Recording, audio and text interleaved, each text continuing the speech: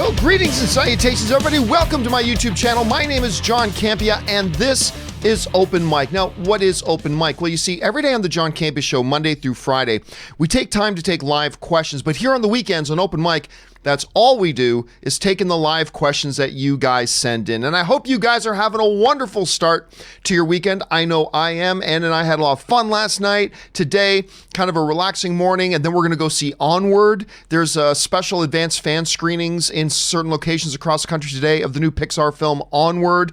Ann and I are going to go see that today. Keep your eyes open on the YouTube channel. I'll do a quick out of theater quick review once I come out of it. I'm really excited about seeing that. Then a little bit later in the early evening, we're going out to Disneyland to meet up with some friends in Disneyland. Then we're going to go out to Riverside, see some more friends. We've got a great weekend planned out ahead of us. I hope you guys have a wonderful weekend planned ahead of you guys as well. Okay, so here's how we're going to do the show today. We're going to get things started off with the leftover questions that we had from yesterday's show, because we didn't get through all the questions from yesterday's show. So we're going to start off by getting to those, and then we'll roll right into the new ones that you guys have sent in today. And we'll get through all the questions that get sent in today, barring any technical problems, that is. So without wasting any more time, let's dive right into it. And we're going to get things started here with Swim, who writes, one of two. One thing Bob Iger did drop the ball on was giving EA exclusive rights to make the Star Wars video games. Actually, he didn't. He did give them the rights to publish the games, but whatever. 7 years later, and Bob Iger seems content with letting them squander it. All EA really has to show for it is Battlefront 1 and 2, both mediocre, and Star Wars Fallen Order. That's not a bad thing, though. A lot of people listen, I didn't like Battlefront 1 either, but I do like Battlefront 2, and Star Wars Jedi Fallen Order is great. Anyway, a good but not great game. Oh, I think it's a great game, but hey, it's all subjective.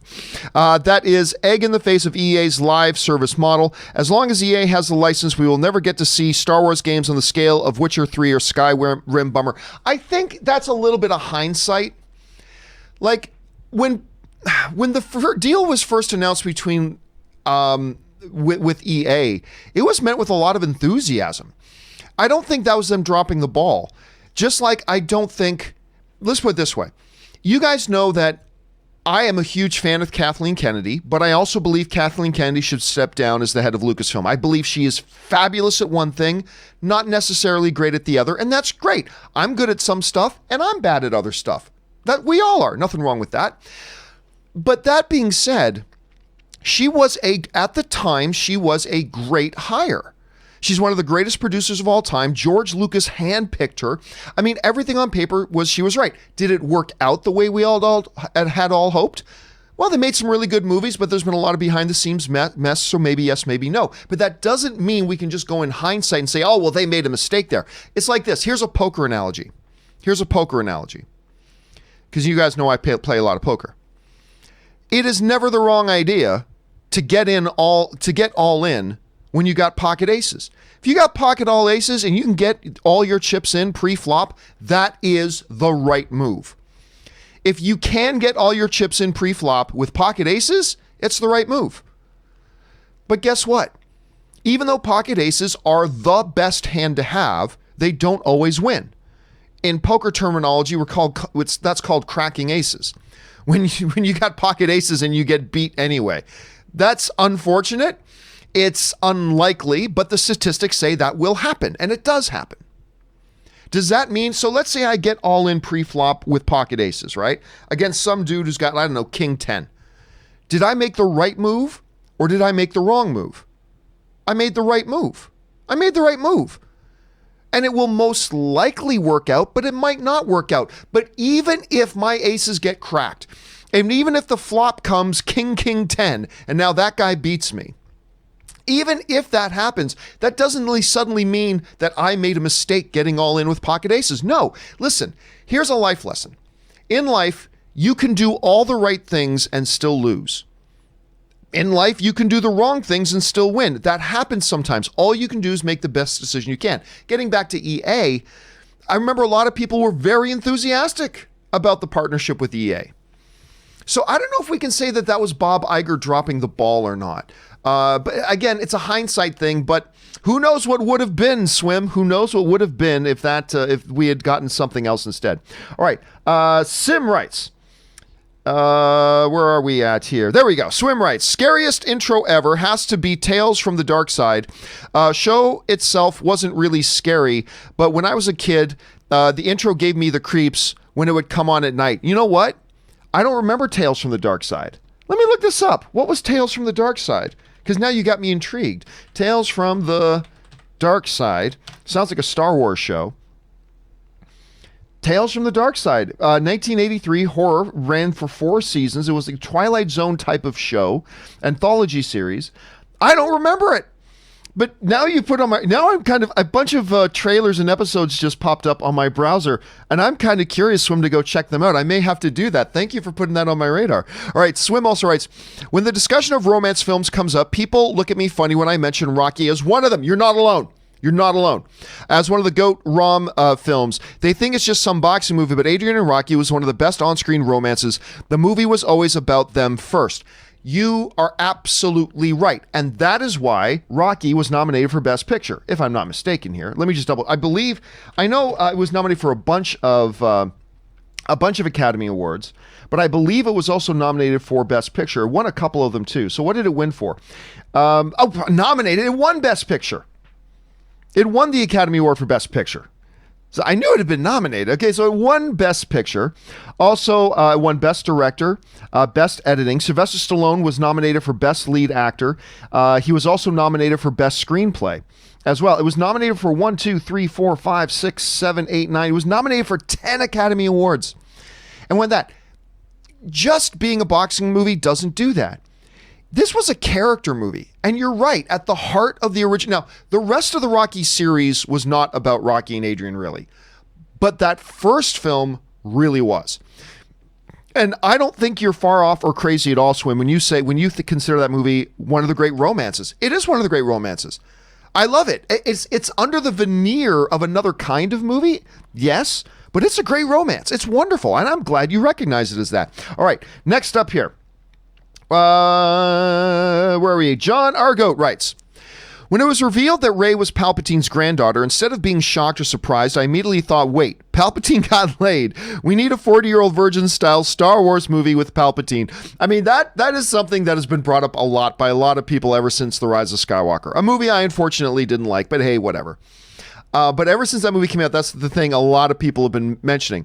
But you got to remember, Palpatine was also the most powerful man in the galaxy. I mean, you know, he was ambitious. I mean, look, if Palpatine put together a dating profile, he might have photoshopped his picture a little bit. Maybe he would have photoshopped his picture a little bit. Maybe put up an older, like his Senate days. Maybe his Senate yearbook picture from when he was in the Senate. He might have, you know, if Palpatine was putting together Tinder profile, he might have smudged a little bit on the pic. But then, I mean, you look at his accomplishments. Highly ambitious. Character traits that define me. I've been called highly ambitious, driven, goal-oriented. These are all true of Palpatine. I've achieved my political dreams. That looks pretty good in a profile. And I've been said to have an electric touch. There you go. I just made Palpatine's Tinder profile. Right now, there's a bunch of people putting together memes about Palpatine's Tinder profile. But, I mean, look, on its surface, there's a lot of things look real appealing about Palpatine, right? So, hey, achieved a lot of stuff. There you go. He's a good dude. Okay, so we move on. Anthony C. writes, this past weekend, I saw Jojo Rabbit, The Farewell, and Parasite. Nice triple feature. The Farewell was my favorite. Parasite was very good. And Jojo Rabbit was okay, in my opinion. I guess that's a subjective movie. Yeah, because to me, Jojo Rabbit was the best film of the year. Farewell was wonderful. And I don't know that any other movie represents just how great of a year that 2019 was for film than The Farewell. Because The Farewell, in almost any other year, gets a Best Picture nomination. If The Farewell came out in 2018, 2017, 2014, The Farewell gets a Best Picture nomination. That's how stacked 2019 was. That movie is absolutely beautiful and brilliant. It makes you smile. It makes you want to cry. It's just a beautiful, wonderful film. And I'll tell you what, Awkwafina showed me a side of her that I didn't know she had in that movie. And a brilliantly directed, wonderfully told story. And what a weekend for you, Anthony, watching. That's a hell of a triple feature, my friend. Hell of a triple feature. Okay, next up, KW Garrett 83 writes, let's say A24 Studios decides to make a John Campea biopic, except they make up that you are secretly a serial killer who eliminates anyone who eats ketchup. How did you know? Who eats ketchup and eggs. Would A24 be legally allowed to make that movie without your permission? I don't think so. Look, I'm a little cloudy on who you need to get permission from to do a movie that includes them in it. I mean, I know that there are certain sets of criteria and circumstances historically that if you are a part of this something event and it's a criminal event and it's a part of public record, well, then guess what? They can use you. I think there are rules like that, but how they specifically apply, I don't know. So can they go ahead and do that? But I'm going to say that this scenario that you're laying out, KW, I think falls well outside of that. So could they just say, take any average person, say, we're going to make a movie about you, only in it we're going to say you're a serial killer. I don't think you can do that. Now, if I turned out to be a serial killer and that became a part of public record, could you then do a movie about it without my estate's permission? I think they can, but again, I'm a little bit cloudy on where those lines are drawn. It's an excellent question, but I'm a little bit cloudy on where that is. It's a good thought, though. All right, Tristan Riera writes, hey, John, I just watched an interview by ABC News of Ben Affleck about his struggles with alcoholism and other problems. What could a nobody like me do to send him a message and make sure that he reads it? Nothing. I'd like to show my support. Thanks. There's really nothing you can do. There's nothing I can do either. If I wanted to write a message to make sure that Ben Affleck saw it, there's really nothing I could do to make sure that he read it. The only possibility I would have would be as if I accepted the press junket invitation to which, and I haven't done press junkets in like 5 years. But if I accepted a press junket invitation to go to the way back, and I knew I was going to get 3 minutes with Ben Affleck, and then I could say to him, "Hey Ben, before we start rolling, just wanted to let you know, incredibly moved by your story, man, and I support you." I mean, that's the only way. Now, I have the contact information of his publicist, but I could send the email to that doesn't mean I can guarantee you the publicist wouldn't show it to Ben Affleck. I could have the contact information for his management company, but no one's going to show it. I could send it to the management company, but they're not going to show it to Ben Affleck. I mean, there's just no way to do it, unfortunately. Now, there are things you could do where there is a possibility that Ben Affleck or your favorite star could see it. And that's Twitter. I'm always surprised by sometimes I tweet a lot, and sometimes I'll mention certain directors or movie stars, and I'm surprised how often I find out that actor or movie star or whatever actually replied to it or liked it or something. I mean, so it does happen. But there's no way to guarantee it, unfortunately. The things you can do that give you the possibility that they'll see it, Twitter, things like that, but guarantee, I don't really think there's any way to guarantee it, unfortunately. All right.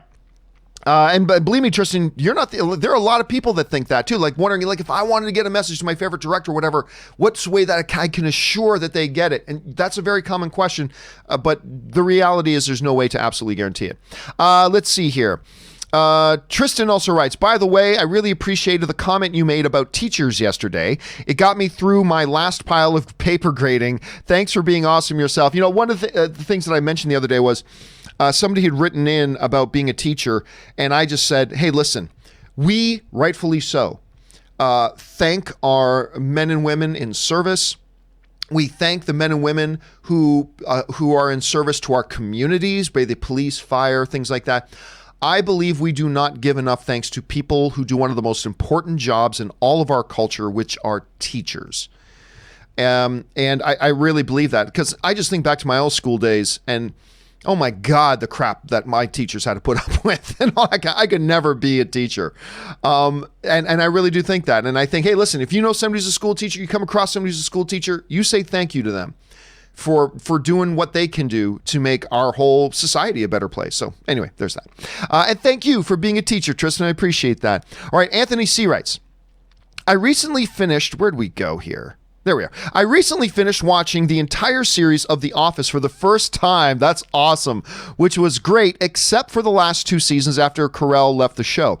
When he returned for the last episode, I felt it very pointless. He barely did or said anything. Yeah, listen,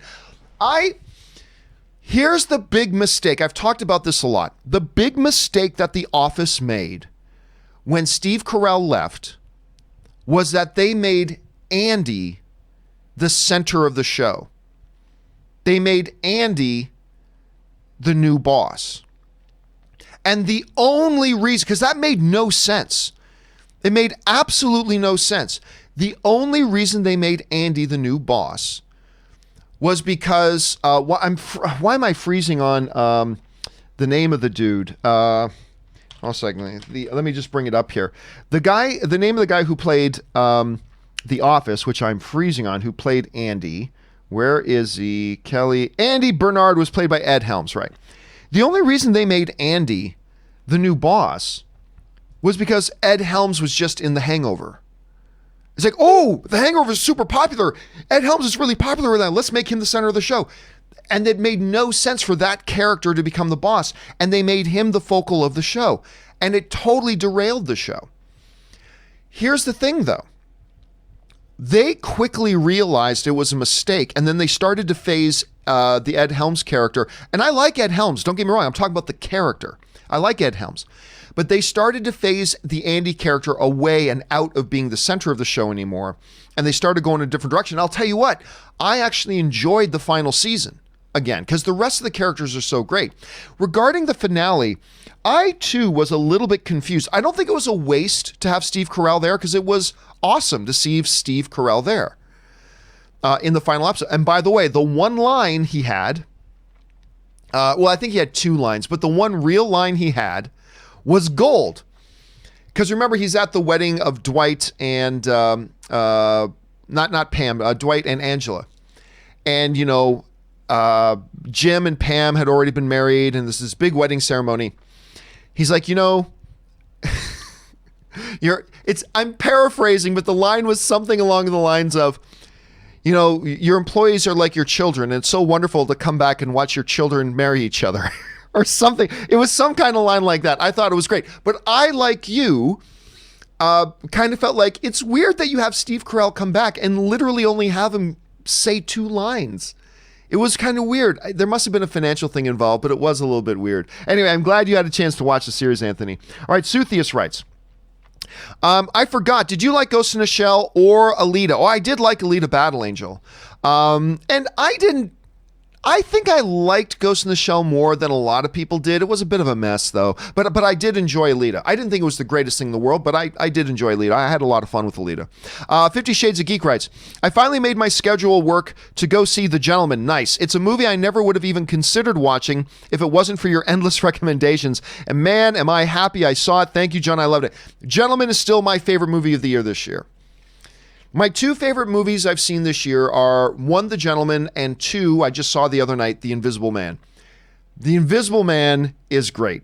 It's a really, really fun little movie made for like $7 million. Do check it out. But yeah, The Gentleman to me is still the best movie of the year. Now, you got to take that with a grain of salt that I'm a big Guy Ritchie fan. And this movie, to me, was a real, true return to form for Guy Ritchie from his films like Lock, Stock, and Two Smoking Barrels and Snatch. Snatch is in my top 20 all-time favorite films. So this was a real good return to form for him, for me, especially coming off of doing Aladdin, which he did a great job on, but was very different for him. So yeah, I love that one. 50 Shades also writes, maybe it's just the way my weird brain works, but now I strangely want a Detective Pikachu sequel done in a similar style to The Gentleman, with Tim, Harry, and Pikachu solving shady mysteries in Rhyme City. Yeah, I don't know that would work. The one thing The Gentleman is not, I think we will all agree, the one thing The Gentleman is not is family friendly. So not a family friendly film. I don't think we're going to see that happen. KW Garrett writes, amusing trivia. Today, Julia Ormond, age 55, oh God, Julia Ormond, is still 10 years younger, oh my God, is still 10 years younger than Sean Connery was when they first filmed First Night in 1995. He was 65 then. She is 2 years older than Harrison Ford was when they filmed Sabrina. He was 53 then. I like both movies, but LOL. Hey, listen, yeah, because Julia Ormond, to me, is one of the great mysteries in the history of Hollywood. Julia Ormond to me, is one of the great mysteries in the history of Hollywood. She was literally, for a span of about 3 years, the girl in Hollywood. She was the girl in Hollywood. And what was it? River Runs Through It? Is that the movie she was in? The one she did with... Hold on, let me just bring this up here. A River Runs Through It. Is that the movie I'm thinking of, or am I thinking of another one? No, I'm thinking of another one. It wasn't A River Runs Through It. It was... Oh... There we go. Okay. Julia Ormond, who to this day is utterly... It was Legends of the Fall, not A River Runs Through It. Legends of the Fall. That was the one she was in. But just... Julia Ormond. Oh, my God. There was a span of a couple of years where she was the girl in Hollywood. And by the way, if you guys have not seen Sabrina... let me just see. I can't bring it up, unfortunately. Oh, no, maybe I can. If you guys have not seen Sabrina with Harrison Ford, it is a remake, actually, of an older comedy. Actually, this is one of those examples where I think this is a remake that's better than the original. But listen to this cast. Harrison Ford, Julia Ormond, Greg Kinnear, John Wood, Richard Cena, Angela Dixon, Lauren Holly, on and on and on. This is a wonderful, wonderful cast. Wonderful, wonderful movie. One of my favorite rom-coms of all time. But Julia Ormond, from being Legends of the Fall, First Night with Richard Gere and Sean Connery, Sabrina, she was like the hottest thing in Hollywood, and then she disappeared. And I'm sure there have been stories written or interviews done that explain it, but I have personally never heard what happened. What happened? Like she was the Julia Roberts of that era in the early 90s. And then, like I said, poof, she was gone. But that is a really interesting bit of trivia. When she was in now, first of all, the First Night thing is not a big deal. Sean Connery was playing the king. The king can have any woman he wants to be his queen. He was in love with her, blah, blah, blah. He was a great man, so she was in love with him. Big age difference, but that's fine. The Harrison Ford thing. Yes, but I think that movie set up their romance perfectly. I really do. Big age difference? Absolutely. But it is funny, KW, when you put it in those terms. Julia Ormond today is still 10 years younger than Sean Connery was when they filmed First Night. That is kind of crazy when you think about it in those terms. All right. Danky Kang writes... hey, John, have you heard the upcoming Monster Hunter film? It's based on a popular video game series about, you guessed it, hunting monsters. The film stars Mila Jovovich, Tony Jaa, Megan Good, and T.I. Hyman Harris. Over under 50% on it being successful. I'll go under 50%. I've seen the posters for it, by the way, and the posters are pretty good. And listen, anything with Tony Jaa. Listen, if Tony Jaa had been able... I honestly feel this way. If he had been able to get a grasp of the English language as well as, say, a Jackie Chan did, I think Tony Jaa would have become a big major North American action star. Because that dude, crazy. He's crazy. Like, you got to go and watch a movie called Ong Bak that he did. And then watch all the stuff that he did, all the stunts. I mean, the dude's insane. And he's popped up here and there. But I'm telling you, I fully believe if he had been able to really get a solid grasp of the English language earlier on, I think he would have broken into the North American market pretty well. I really do, because he's a great action star. So I'm very curious to see it on that level. Right now, I'll go under 50%, but that could totally change once we start to see more marketing. Then I could totally change my mind on that. But it's going to be interesting to see. But again, if it's got Tony Jaa, I'll give it a shot. Anthony Lucalano writes, just got home from seeing Guns Akimbo. I want to see that. I'm very, very curious to see that one.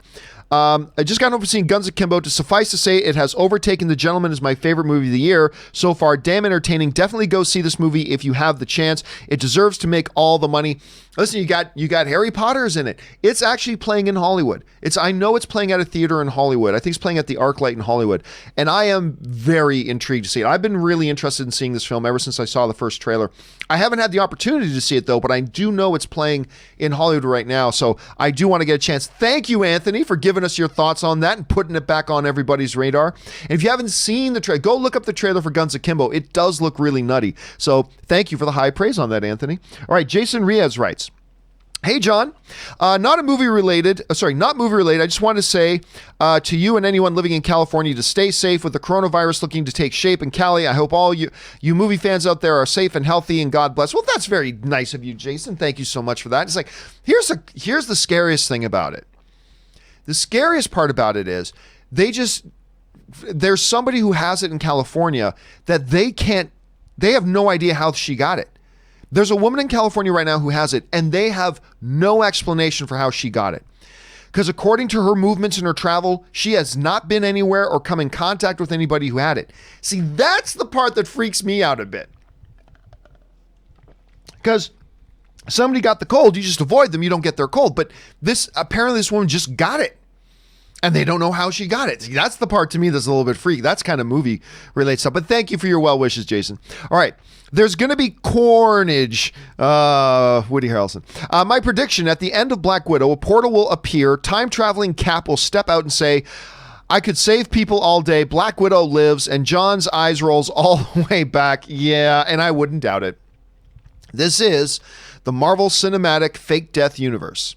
Of course. So I wouldn't doubt that at all. I'm not saying that's what's going to happen. And I know you're being facetious. I'm not saying they're going to do that. I'm just saying if they did that, oh, look at how there would be no surprise on my face. Just behold the surprise on my face and see, yea, verily, there is none. That's kind of how I would feel about that. Yeah, and the eye roll would be strong. The eye roll would be strong for sure. RJ Technovine writes, yes, an Ewok Hunter class on Star Wars Battlefront 2 this March. Yeah, I saw about that. I love me the Ewoks. I might just have to play that. All right, Trafalgar Law writes, Tokyo Disneyland, Disney Sea, and Universal Studio Japan also temporarily close, owing it to the coronavirus.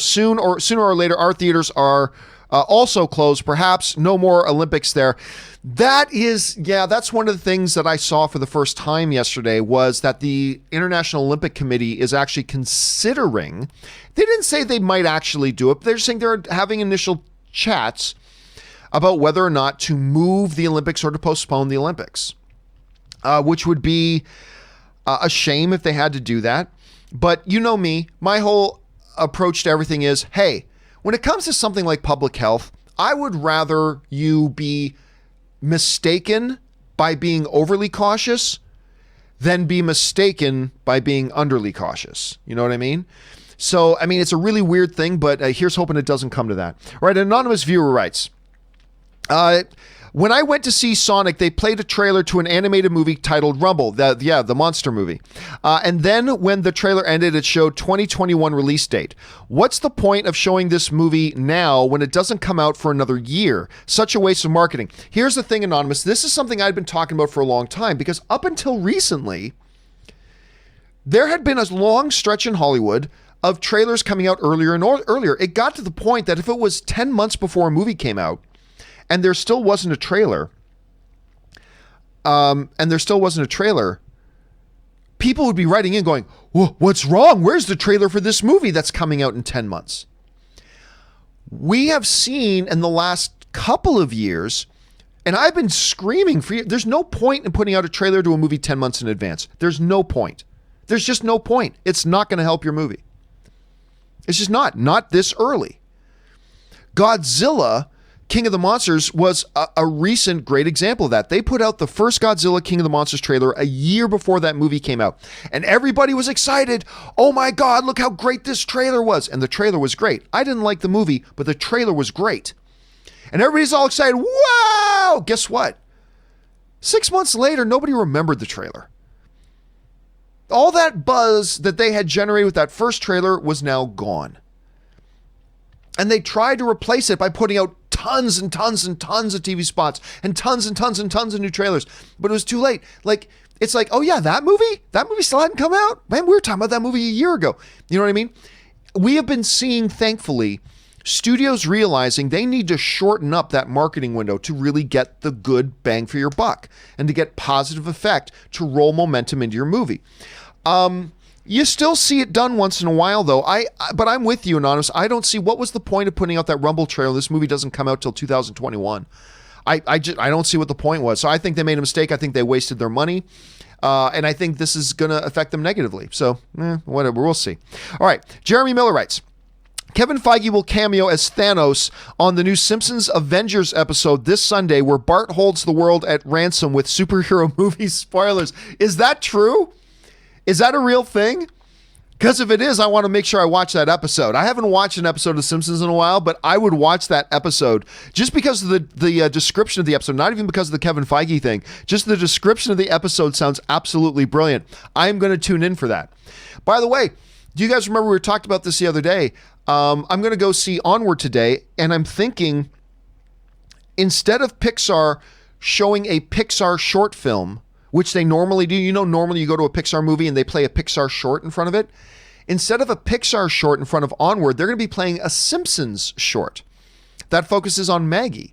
So I'm kind of interested to seeing that. So maybe I'll get double hit of Simpsons in the next couple of days. All right, Larry Lease writes, Invisible Man was great, 4 stars. Hey, listen, I agree. I mean, I don't give movies ratings anymore. Like, I don't do 9 out of 10, or I don't give numerical ratings to it anymore, but I really liked Invisible Man. Or as some people call it, the John Cena biopic. But I agree with you, Larry. I enjoyed it very much. Far more fun than I would have thought it would have been. I remember before the trailer came out, I was like, okay, Invisible Man, but it's got Elizabeth Moss. All right, it might be all right, but I don't know what the point of doing an Invisible Man movie is. Then I saw the trailer, and I thought the trailer was great. And even then, the movie was better than I thought it would be. I really enjoyed it. I'm glad you did too, Larry. All right, next up, Ashish writes, I've been watching you guys on 1.5 times speed in between studying, school, and work during my break.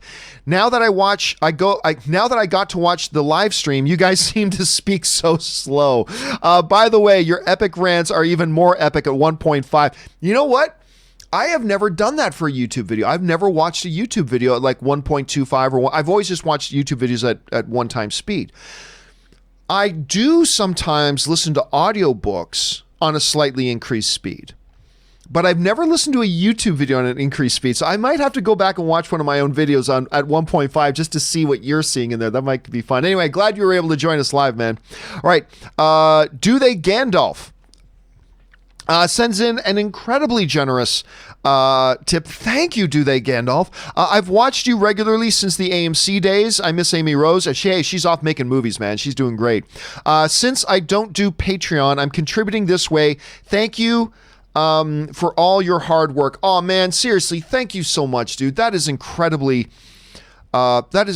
generous of you. And again, thank you for being somebody who doesn't just enjoy content. You support the content you enjoy. And dude, that's really, really nice of you. And I deeply appreciate that. And thank you for being here. Thank you for being a part of our community. And thank you to contributing to us being able to do these shows, and for me being able to make the movie we're making for the film fan community and all this stuff. So on behalf of myself, Robert, Aaron, Chris, Ray, Jonathan, thank you very much, man. That's really, really generous of you, dude. All right. Frankie G writes, Netflix probably has another winner in I'm Not Okay With This, another Netflix TV series no one knows about. You know what's funny? I just heard about this like 2 days ago. But it wasn't from a Netflix ad, because Netflix is terrible at promoting their own content. But I heard some other people talking about it. I don't know anything about this show. But I'm hearing a couple of people talking about I'm Not Okay With This. I know nothing about it. I don't know the first thing about it. But you are just the next person, Frankie, I've heard talking about, so maybe I'm going to have to go and check this thing out. You know, it's funny because Ann and I last night, we decided to chill out at home because we had a really, really busy day yesterday. We decided to chill out at home. We ordered some pizza, kicked back with our dogs, and we decided let's go through Netflix and see if there's something cool and fun to watch. And we came across I'm Not Okay With This. I said, oh, I heard somebody talk about that the other day, but we had no idea what it was. So we just skipped past it. Maybe I'll have to go in there and watch that now. Ronan writes, in your opinion, where do you think the MCU is going next, and who do you think will be the next big bad? This is a question, Ronan, that's actually been sent in like 10,000 times. And I'll say what I've said every time. I have no idea where they're going next.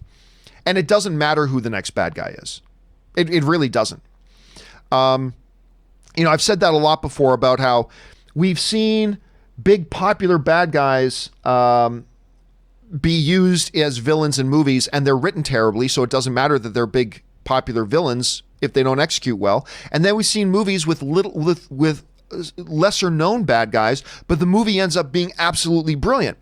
So I really don't care who the next villain is, and I have no idea what direction they're going to go. I don't even think we're going to get a clear picture of where the overall MCU is heading from Black Widow. I don't even think Black Widow is going to give us an indication. I don't think it's going to be until we get into the Doctor Stranges and the Falcon and Winter Soldiers and things like that to start to get an idea. So ultimately, Ronan, it doesn't matter who they use as the next bad guy. Doesn't matter. All that matters is, do they write the character in a great, compelling, multi-dimensional way that brings the movie to life? If they do that, then it's great. Then it doesn't matter if it's Kang the Conqueror or if it's Titmouse Man. It doesn't matter. They can make Titmouse Man the big villain of the MCU. John, that seems strange. I know, but you could do it. If he's written well, it'll be epic. Or you could put Doctor Doom in, and if he's written like he's been written in the Fantastic Four, it'll fail. So it doesn't really matter, so I don't care. I'm just waiting to see whatever it is they have to throw at us, man. I'm just waiting to see whatever it is they have to throw at us, dude. All right. Jashan Kadir writes, hey, John, what's your take on Star Trek? Happy belated birthday. I'm a Star Trek fan. I'm clearly not as big of a fan as I am for Star Wars. Clearly not as big of a fan as, say, Robert Meyer Burnett is. But I am a Star Wars fan. I watched all, because my mom likes Star Trek, so Star Trek would always be on TV, and I was a big Star Wars fan, so I'd watch anything sci-fi, even the old reruns of the original Star Trek show. So I've seen every episode of the original Star Trek series. I saw all the episodes of Next Generation. I saw all the episodes of Deep Space Nine. I saw all the episodes of Voyager. I think the one show I didn't watch all of it was Enterprise. Not that I thought Enterprise was bad, but I didn't watch all of Enterprise. I'm pretty positive I didn't watch all of Enterprise. I love Discovery. I think Discovery is wonderful. I think it's fresh, it's imaginative, it's a new incarnation of Star Trek. I just think it's really entertaining. And listen, Star Trek Discovery is a show that I trash talked for a year before that came out. It's like, this is a stupid idea. And why are you putting it on CBS All Access? That's dumb. And blah, blah. And I trash talked that show for like a full year about how stupid it was going to be. And then I watched the special 2-hour, 2-part premiere.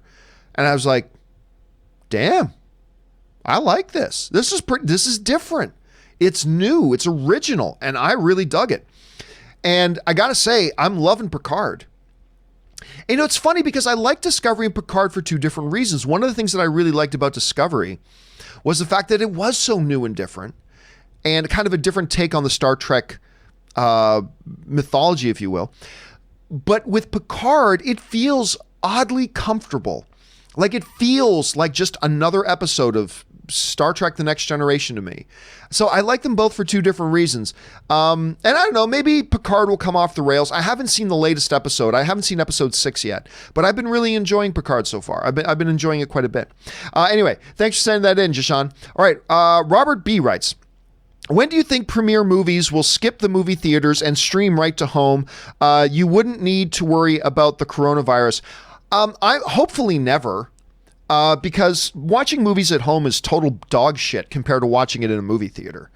Like, I know it's cool. There are some people think they sound so cool. Oh, the theaters. No, listen, the movie theater is the best way to watch it. Listen, I got a big 75-inch TV, big sound, the whole bit. I got all that. It's shit compared to watching in a real movie theater with an audience and a crowd. And I'm sorry, but watching Avengers Infinity War At home for the first time, dog shit. Compared to watching it in a movie theater with 400 other movie fans cheering and gasping or laughing or crying or whatever on a real big screen. Your TV is pathetic. Let's just be clear. I don't know what TV you have. Whatever TV you have, it sucks.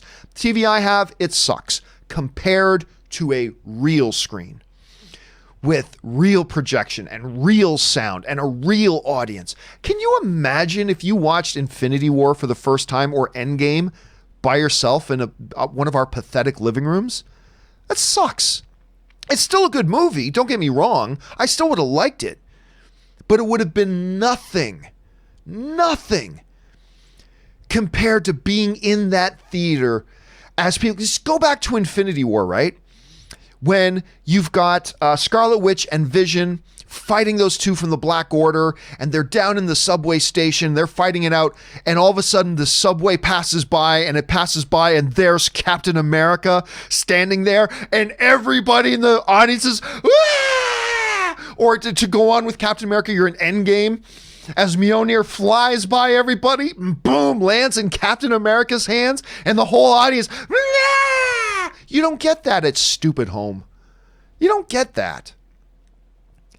The shoe scene in Jojo Rabbit, and I won't give it away, but I'm so glad I didn't watch Jojo Rabbit for the first time at home, because being in a theater with like 300 or 400 other people, when the shoe scene happens, and it's almost like everybody in the theater, total strangers, wanted to hold hands. Going, oh, and like this, it's the best. Nothing. And I can hear people whine and complain, oh, but somebody pulled out their phone. Yeah, that bugs the shit out of me too, but who cares? It's a minor inconvenience. It does bug the shit out of me, and I hate that person forever. But still, who cares? There is nothing that is better, as far as being a movie fan goes, there is nothing better than watching a movie in a movie theater. Now, I've said that my whole life. People used to look at me funny when I used to say that when I was still working for AMC, because they were like, well, you're biased because you work for a movie theater company. I'm like, it's true. I do work for a movie theater company, and okay, fine. But I'm still telling you the truth. I don't work for a movie theater company anymore, but I am telling you the best way to watch a movie. Nothing replaces. I know we've all become antisocial, little pathetic hermits. I include myself in that. We've all become these antisocial, pathetic little hermits that stay curled in our caves. But dudes, let's get out of the house. Let's go to a theater. Let's join 400 other people, really enjoy a movie. It's the best way. So I don't see it happening anytime soon, Robert. It may happen eventually, but I don't see it happening anytime soon. And the main reason is money.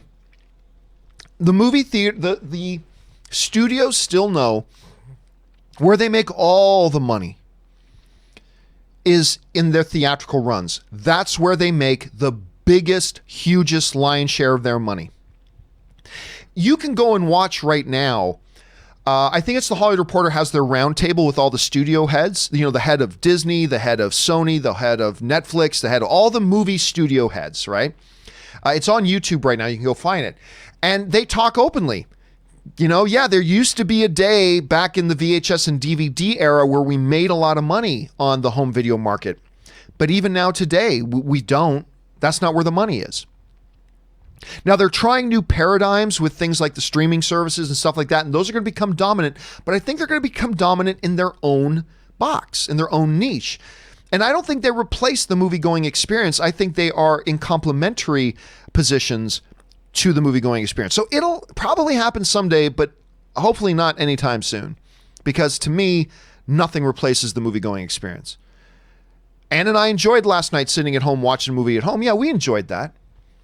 But that's a poor second place to being in a real movie theater. Anyway, you get me going on talking about the movie. I'm very passionate about the movie-going experience, in case you couldn't tell. So I tend to ramble on about it a bit, but I'm very, very passionate about the movie-going experience. It's still my favorite thing to do. Listen, every day that I wake up, that I know that day I'm going to go to the movies. Like I'm going to the movie theater, I'm going to the movies. Like today, I woke up knowing today we're going to go to the movies. Ann and I are going to go see Onward today. I have a spring in my step. I do. The world, the air smells cleaner.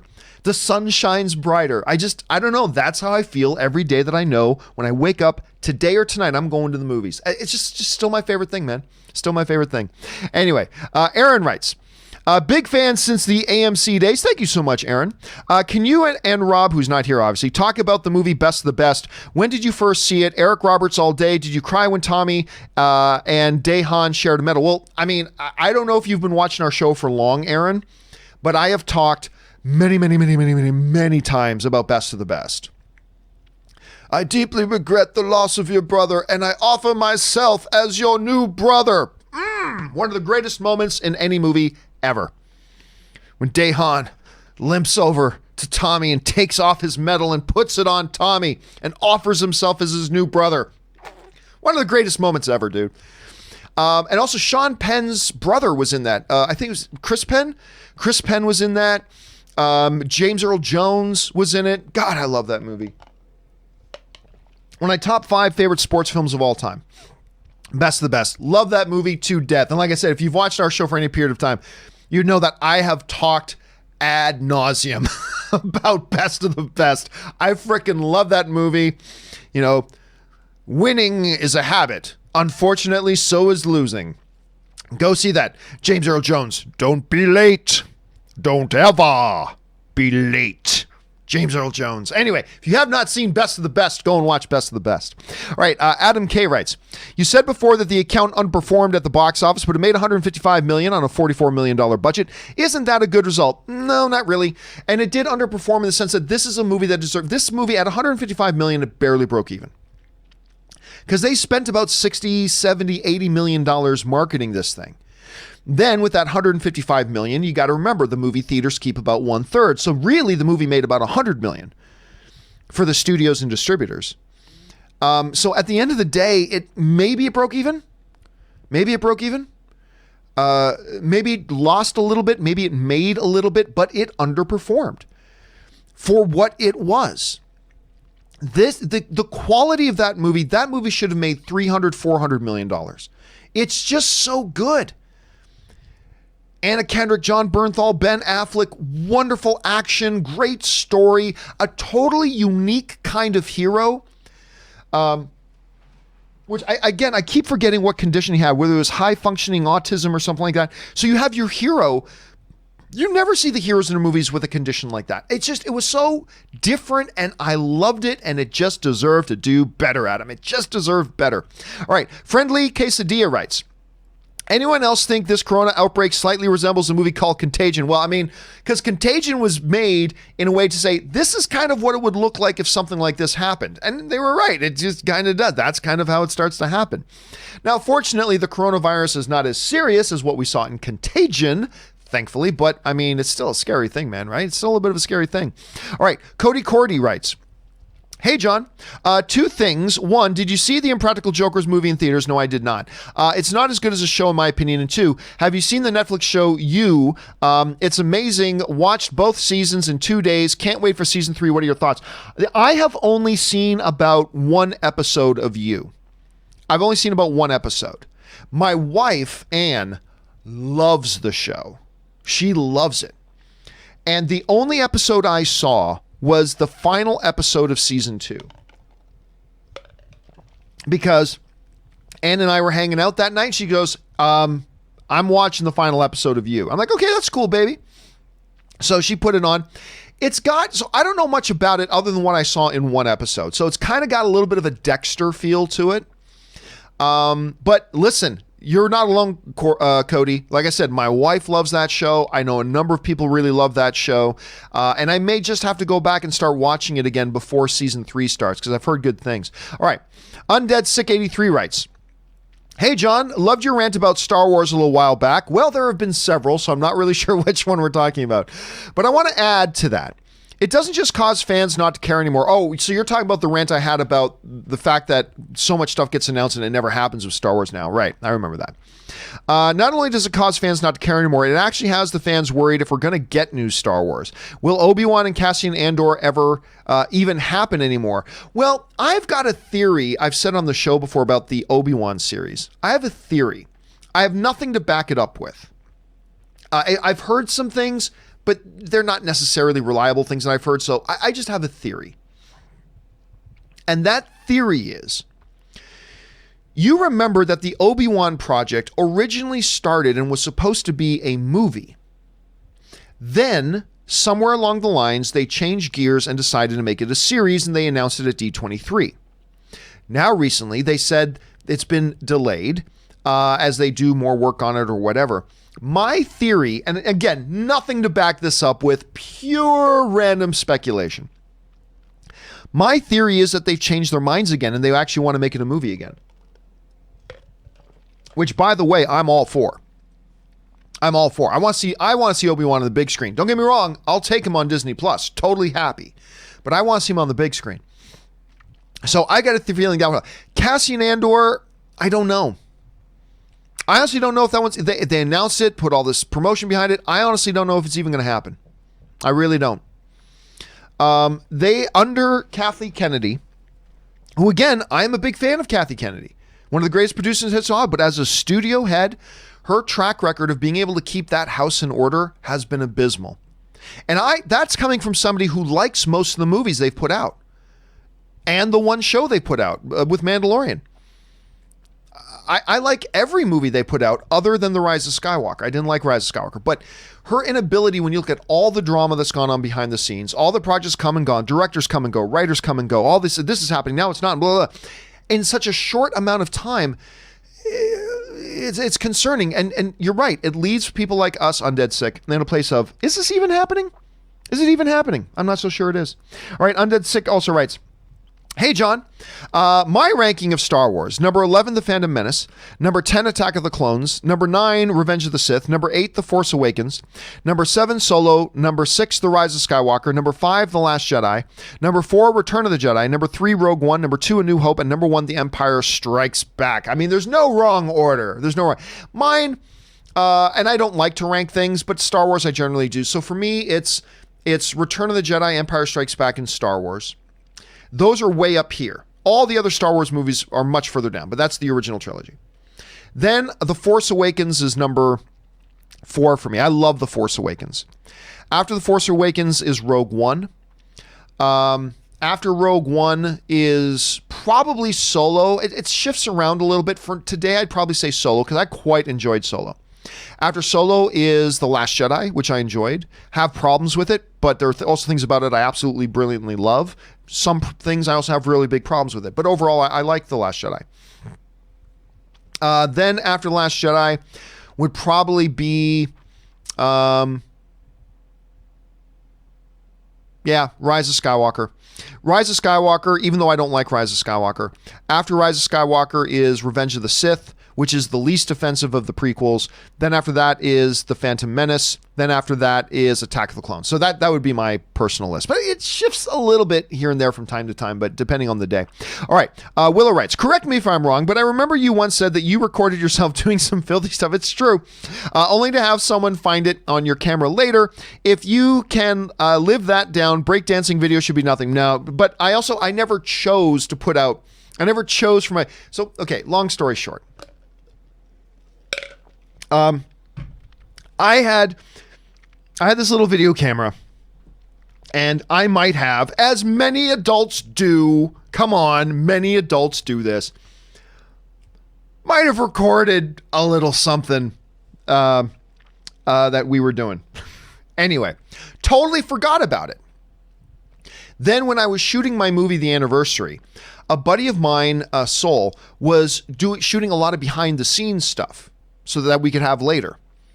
And I gave him this camera to shoot behind the scenes stuff on. And I remember one day on set, I heard him from the other end of the set yelling, "Oh my God!" because he had accidentally come across the home fun adult activities he found us doing on the tape. That's a tough one. That's a tough one. Like I said, many adults do that, but not everybody gets caught. We got caught. But no, the breakdancing videos will never see the light of day. No chance, no way, no hell, no way. No, not going to happen. All right, Superman Steve writes, I know they won't do this, but how funny would it be if they put a nightmare sequence in the Batman when he wakes up from back in the days... Huh? I know they wouldn't do this, but how funny would it be if they put a nightmare sequence in the Batman when he wakes up from back in the days of the Twilight movies? Oh, I Batman, Robert Pattinson. Get it? Oh, God. I was like, where are you going with this? No, that wouldn't be funny at all, Superman Steve. That wouldn't be funny. That's how you kill a potential franchise just like that. That's how you kill a franchise just like that. Wouldn't be funny at all. All right. ZOMG Ruler writes, will ever see Will Smith host Alvin and the Chipmunks in 1990? No, I don't know what it is we're talking about. Probably, fortunately. Hey, if you got a link to something, though, go ahead and send me the link to something. I'll check it out. All right. James Bonner writes, so glad to hear you like the series For All Mankind. I did very much. On Apple Plus, any particular standouts for you? I just thought it was great. I mean, also the part, okay, I will make sure not to give anything away, but the part with the Russian astronaut and you thought the guy did something, if you've seen the show, you know what I'm talking about. If you haven't, you're like, what the hell are you talking about? Amazing. The stuff about the female astronaut hiding who she really is. I mean, and then like the stuff being dealt with it. It was just a far deeper, far more interesting show than I thought it was going to be. And I really did get sucked into it. I enjoyed it quite a bit. If you guys haven't seen it yet, you should check it out if you have Apple Plus. All right, Chris Warden writes, finally saw The Irishman last night, and apart from its long runtime, I really enjoyed it. Me too. My only question is, who do you think played Jimmy Hoffa better, Al Pacino or Jack Nicholson? I'm going to go Jack Nicholson. But you got to remember, one was a lead performance, one was a supporting performance, right? So it's kind of not a level playing field, because Pacino's Hoffa was a side character, right? And he played it brilliantly, and he got an Academy Award nomination for it. Jack, the movie that Jack was in, Jack was really more the focal point of the movie. DeVito was great in it too. But I would even though they're both great and both fantastic, I will lean towards the Jack Nicholson one. I'll lean towards the Jack Nicholson one on that. An anonymous viewer writes, 5 words, John. Portrait of a Lady on Fire. What a movie. More people need to see this masterpiece. It's a great movie. Now, there are going to be some people whose pre-existing prejudices are going to prevent them from ever wanting to watch it. Okay, that's fine. Nothing wrong with that. That's fine. But it is a wonderful, character-driven story with, I think, the ending is going to be one that people talk about for a long time, but it's got a little bit of a La La Land kind of ending. For those of you who've seen Portrait of a Lady on Fire, I don't mean they break into a song and dance number, but you know what I mean. It's got a little bit of a La La Land kind of ending to it. It's just a power, but again, a real testament to just how good 2019 was. Because I don't believe any other year, but I believe there are certain years that Portrait of a Lady on Fire would have been nominated for Best Picture. But 19 was just so packed. It was just absolutely crazy. Topher Rocks writes, favorite Batsuit and Batmobile? Don't know that I have one. Batsuit, they all have their strengths and weaknesses. I'd say my favorite Batmobile, I'm a little of a modernist, so I'll go the Tumbler. I think I like the Tumbler as my favorite Batmobile. Django 19 writes, famous trilogies I've never seen. Godfather. Oh, dear God, man, really? Lord of the Rings, Indiana Jones, Back to the Future, Die Hard, Naked Gun. Where to start? Saw Back to the Future as a kid, but hardly remember. Although first scene with DeLorean was filmed in my hometown of Puente Hills Mall. And dude, I have driven past that mall many, many times.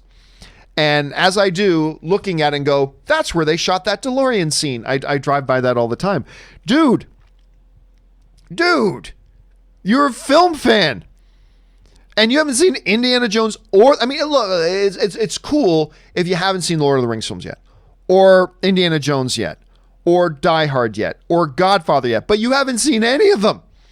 Okay, where do you start? You start with The Godfather, because a lot of people argue they are the greatest films of all time. Then you go into Lord of the Rings. I mean, any order will do. I think you start with The Godfather and then you go in any other order. But yeah, dude, got to get on that, man.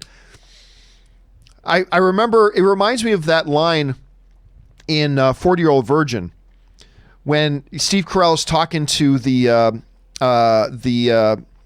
he say, I can't remember if he said he's Indian or Pakistani. Anyway, I think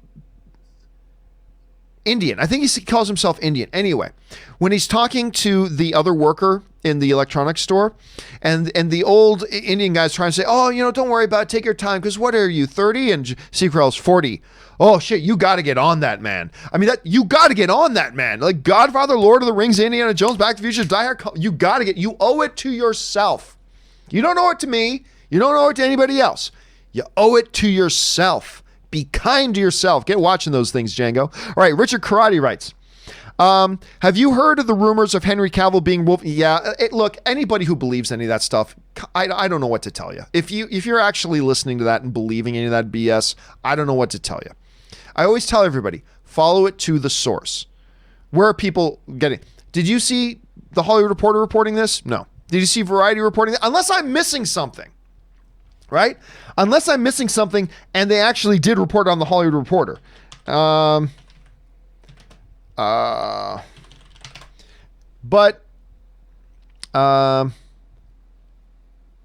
Yeah, the only legitimate thing that is talking about it is Forbes, who says you need to not listen to this because it's ridiculous. So no, just ignore that. It's BS. It's not going to happen. Now watch it. Look, one of the things I always say is never say anything's impossible. Henry Cavill as Wolverine is not impossible.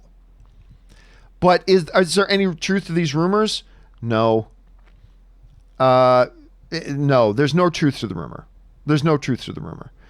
So let's see. It's yeah, like Forbes is writing, this all comes from a story on something called the Digital Weekly. This is in Forbes.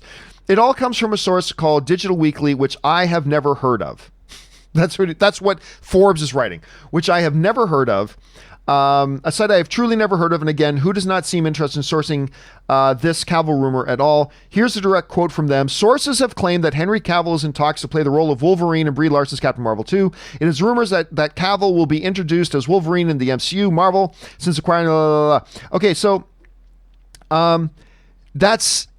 So really, a thing that the guy at Forbes has never even heard of, of course, but this is just another example of how the internet, particularly a lot of these online outlets, somebody said it, so let's run with it as a story, right? And listen, I understand. I've been caught up in that too. But I keep telling everybody, please do your research. When you hear something like a rumor like this, follow it to its source. Where you're reading it, where does where you're reading it say it comes from, and follow it back to that. And ultimately it comes down to some website that nobody had ever heard of claiming they, not Hollywood Reporter, not Deadline, not Variety, they have inside sources. Really, we've never heard of you before. Again, that doesn't automatically mean it's not true, but it means it's not worth talking about. It's not worth talking about right now until, if it's real and if it's true, then at some point there will be some legitimate information that comes out about it.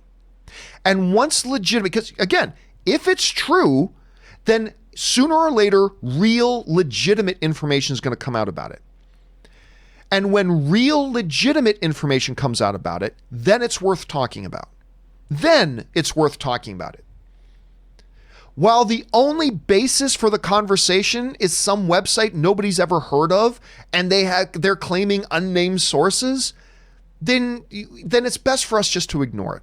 It's best at that point to ignore it. And if by some miracle it is true, eventually some legitimate information will come out, and then it's worth talking about. So at this point, you can just ignore these Henry Cavill as Wolverine rumors.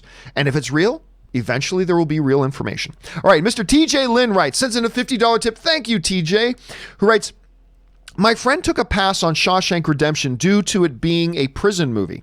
Knowing him, and again, if you're not really into prison movies, Shawshank very much looks like just a prison movie. I get it.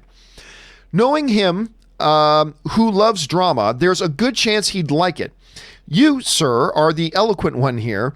How would you present a sound argument so people like him would give it a shot? Well, thank you so much, TJ. And as we do here on the show, when somebody sends in a question where they tip like $50 or more, which, by the way, thank you so much for that, we will not only answer that question right now, in a few weeks, we will also answer it in its own standalone video, so keep your eyes open for that. All right. My argument about that is, first of all, you're right. It is, in many ways, a prison movie. After all, the name of the movie is Shawshank. Well, it's full Shawshank Redemption, but the name Shawshank is literally the name of the prison in the movie. However, what I would say to your friend is Shawshank Redemption, which is a top 10 greatest films ever made. Shawshank Redemption is really a movie about hope. That's what the movie is about. The basic underlying fundamental human experience theme of Shawshank Redemption is hope. And it's a character study. And it's a look at what happens to a human being who faces the most awful circumstances and what hope being present in that person's life can help them persevere through. Yes, the setting of the movie is prison. Prison is the setting of the movie. But it goes so far beyond that, and it stretches and exceeds so far beyond that, that it really honestly is one of the 5, 6, or 7 greatest motion pictures ever made, in my opinion. It's the kind of movie that anybody that ever even thinks about watching movies should sit down and study The Shawshank Redemption, because it goes beyond its setting. That's what I would say to your friend. Is this a movie that the setting is prison? Yes. But this is a movie that isn't about its setting. It's a movie about the spirit of mankind. It's about hope. It's about perseverance. It's about what happens to a person, the evolution of people. And it is a movie that goes well beyond the setting. The setting becomes the background of the story. Shawshank Redemption, the prison is the setting of the movie. But what it's about goes so far beyond that. Goes so far beyond that. Get busy living, or get busy dying. I mean, it's just one of the greatest things ever, TJ. So that is the argument that I would make to your friend. That's the argument I would make to your friend. Anyway, hope you find that helpful, dude. I hope you find that helpful. All right. Russell Amador writes, hey, John, I'm going to see an advanced screening of Onward today at 3 p.m. Me too, as a matter of fact. This was a movie on my radar, and when I heard a few theaters were showing it in a few days early, I thought, sign me up. Hopefully it's another hit for Pixar. This movie, is this movie on your radar? Dude, I'll tell you what. First of all, anything by Pixar has to be on your radar. Pixar is the best movie studio. Not just best animated movie. They are the best movie studio, period. Their track record of excellence beats any other studio. They just put out winner after winner. They put out one or two iffy ones, but overall, I mean, they just put winner after winner after winner. So it's always been on my radar.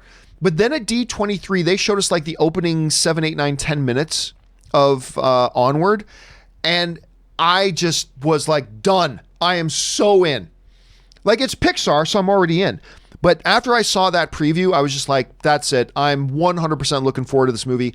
I cannot wait to see it. Again, I'm going to go see it a little bit later today. Russell, keep your guys' eyes open. Later today, I will post a quick right out of the theater reaction, my reaction to Onward once I get out of the movie. So keep your eyes open for that. All right. Next up, Jetfire97 writes, happy leap day. It is the leap day, February 29th. I was actually supposed to be born on a February 29th, I believe, but I was born just a couple days early. Anyway, happy leap day. I hope your extra day is filled with joy and happiness. Also, what an experience for those born on this day. And I was almost one of them, I believe, if I'm not mistaken. I think I was almost one of them. So yeah, it is. It only comes around once every 4 years. All right, John McKinney writes, I heard Disney is doing a live action of The Hunchback of Notre Dame, my favorite Disney film. I mean, they announced it over a year ago. I haven't heard much news on it since. Anyway, I'm worried that they'll tone down my favorite Disney villain, Frollo. Will they keep him menacing or water him down? Well, here's the thing. It's already in their animated movie. If they've already got it in their animated movie, I don't see why they would be nervous or scared about bringing it into their live action film. Especially since when you look at a situation like the new Mulan movie, the new live action Mulan is the first live action adaptation, animated adaptation that they're doing that isn't going to be rated PG. It's going to be PG-13. So I think Disney, since they already did it in the animated one, and since they've already now established that they're willing to make these animated live adaptations PG-13, I don't see why they would want to tone them down. And the villain, listen, The Hunchback of Notre Dame is actually kind of a dark film. And again, I don't see but here's where I'm at right now. I have no idea where they're at with this movie, because again, they announced this movie like a year ago, and I personally haven't heard anything about it since. So they may very well be underway in pre-production. I don't know. Maybe it's still sitting on the shelf. As of right now, off the top of my head, I don't know. So I'll have to go and look into that, or you guys can go and Google it and see where it's at right now. But again, it was like a year ago that they said they were going to do it. So I don't even know if this thing is still happening. I just don't know at this point. Anyway, okay, let's move on here. Next one up. Where did it go? Okay, comes to us from... That was John. Okay, we're at Mason now. Mason writes, "Morning, John. In my opinion, Sony has made the best 2 Spider-Man films without Marvel in Spider-Man 2 and Into the Spider-Verse." I agree. The 2 best Spider-Man movies had nothing to do with Marvel. Marvel's made some really good Spider-Man movies, but the best Spider-Man movies are the ones made without Marvel. It's Spider-Man 2 and Into the Spider-Verse. Marvel has still never made a film as good, a Spider-Man related film as good as those 2 films. Anyway. So why do I keep seeing all this hate online, hoping for the Sony Spider-Verse films to fail just because they're not made by Marvel? Venom was fun in my opinion. Oh yeah, I thought Venom was great. I thought Venom was way more enjoyable than it had any business being. Honestly, I had a very, very good time with Venom, far more entertaining than I thought it was going to be. And I'm very much looking forward to seeing what they do with the next one. And I'm looking forward to Morbius. That trailer was great. I thought the Morbius trailer was great. Doesn't mean the movie will be great, but the trailer was at least great. I mean, listen, there is a mentality amongst film fans that film fans have very, very much tunnel vision. We all do. As film fans, I've been guilty of this. You've been guilty of this. We've all been guilty of this. Film fans, we are guilty quite often of developing real narrow tunnel vision. Here's a few examples. I remember when Lord of the Rings was, in the midst of its run. Every freaking movie that was coming out or people would talk about, they would all say, "Oh, Peter Jackson should direct that. Oh, Peter Jackson should direct that. Oh, Peter Jackson should direct that." Everybody thought Peter Jackson should direct everything. We get real narrow. We got real narrow vision. Then when, The Dark Knight and all that stuff was real popular, who should direct the next this? Christopher Nolan. Oh, and Christopher Nolan should direct that. And Christopher Nolan should direct that. Ooh, and Christopher Nolan should direct that. And Christopher Nolan should direct that. Because we get real narrow tunnel vision. That didn't look right. Anyway, we get real narrow tunnel vision, right? Real narrow tunnel vision. Now, Marvel makes a bunch of great movies. Marvel should make every movie. Oh, they should get Spider-Man back. And they should get these guys back. And they should do everything. And it's like we get very narrow tunnel vision. And we forget, without Marvel, we got some of the best comic book movies ever made. Deadpool 1, Deadpool 2, Logan, one of the top 3 comic book movies ever. These are all movies that never would have been made under the Marvel. If you're glad we've got Logan and you're glad we're getting R-rated comic book material, then you better thank whatever movie god you worship that the X-Men franchise didn't belong to Disney for a while. Because guess what? If it wasn't for the fact that Fox had the X-Men franchise, we never would have gotten Deadpool. Never would have gotten it. Because Marvel never would have done it. Marvel never would have done R-rated Deadpool. Never would have happened. They never would have done R-rated Logan. Never would have done it. And now, because of movies like Deadpool and Logan and how great they are and how successful they were, now we're seeing more and more studios doing R-rated stuff. Guess what? Joker wouldn't have existed. Even if you look into Warner Brothers now, that Joker movie never would have got made if it wasn't for Logan and Deadpool and showing that R-rated comic book material can be awesome and successful. But we get real narrow tunnel vision. We see, I like this Marvel movie. Marvel should do everything. Marvel should remake The Godfather. And I love Marvel. Don't get me wrong. I love the MCU. You know I do. But we, as you and I often do, we get little narrow tunnel vision. Ooh, Marvel should do everything. And we forget of the great stuff that's been made. Now, look, you can also fairly say, Mason, that while Spider-Man under Sony has made the best Spider-Man movies. You also got to admit that under Sony, they've also made the worst Spider-Man movies, right? I mean, so you got to look at both sides. You got to look at both sides. Because while they did make Spider-Man 2, which is one of the greatest comic book movies ever, Spider-Man Into the Spider-Verse, which was, I'm sorry, it was the best comic book movie of the year, and I include Infinity War in that.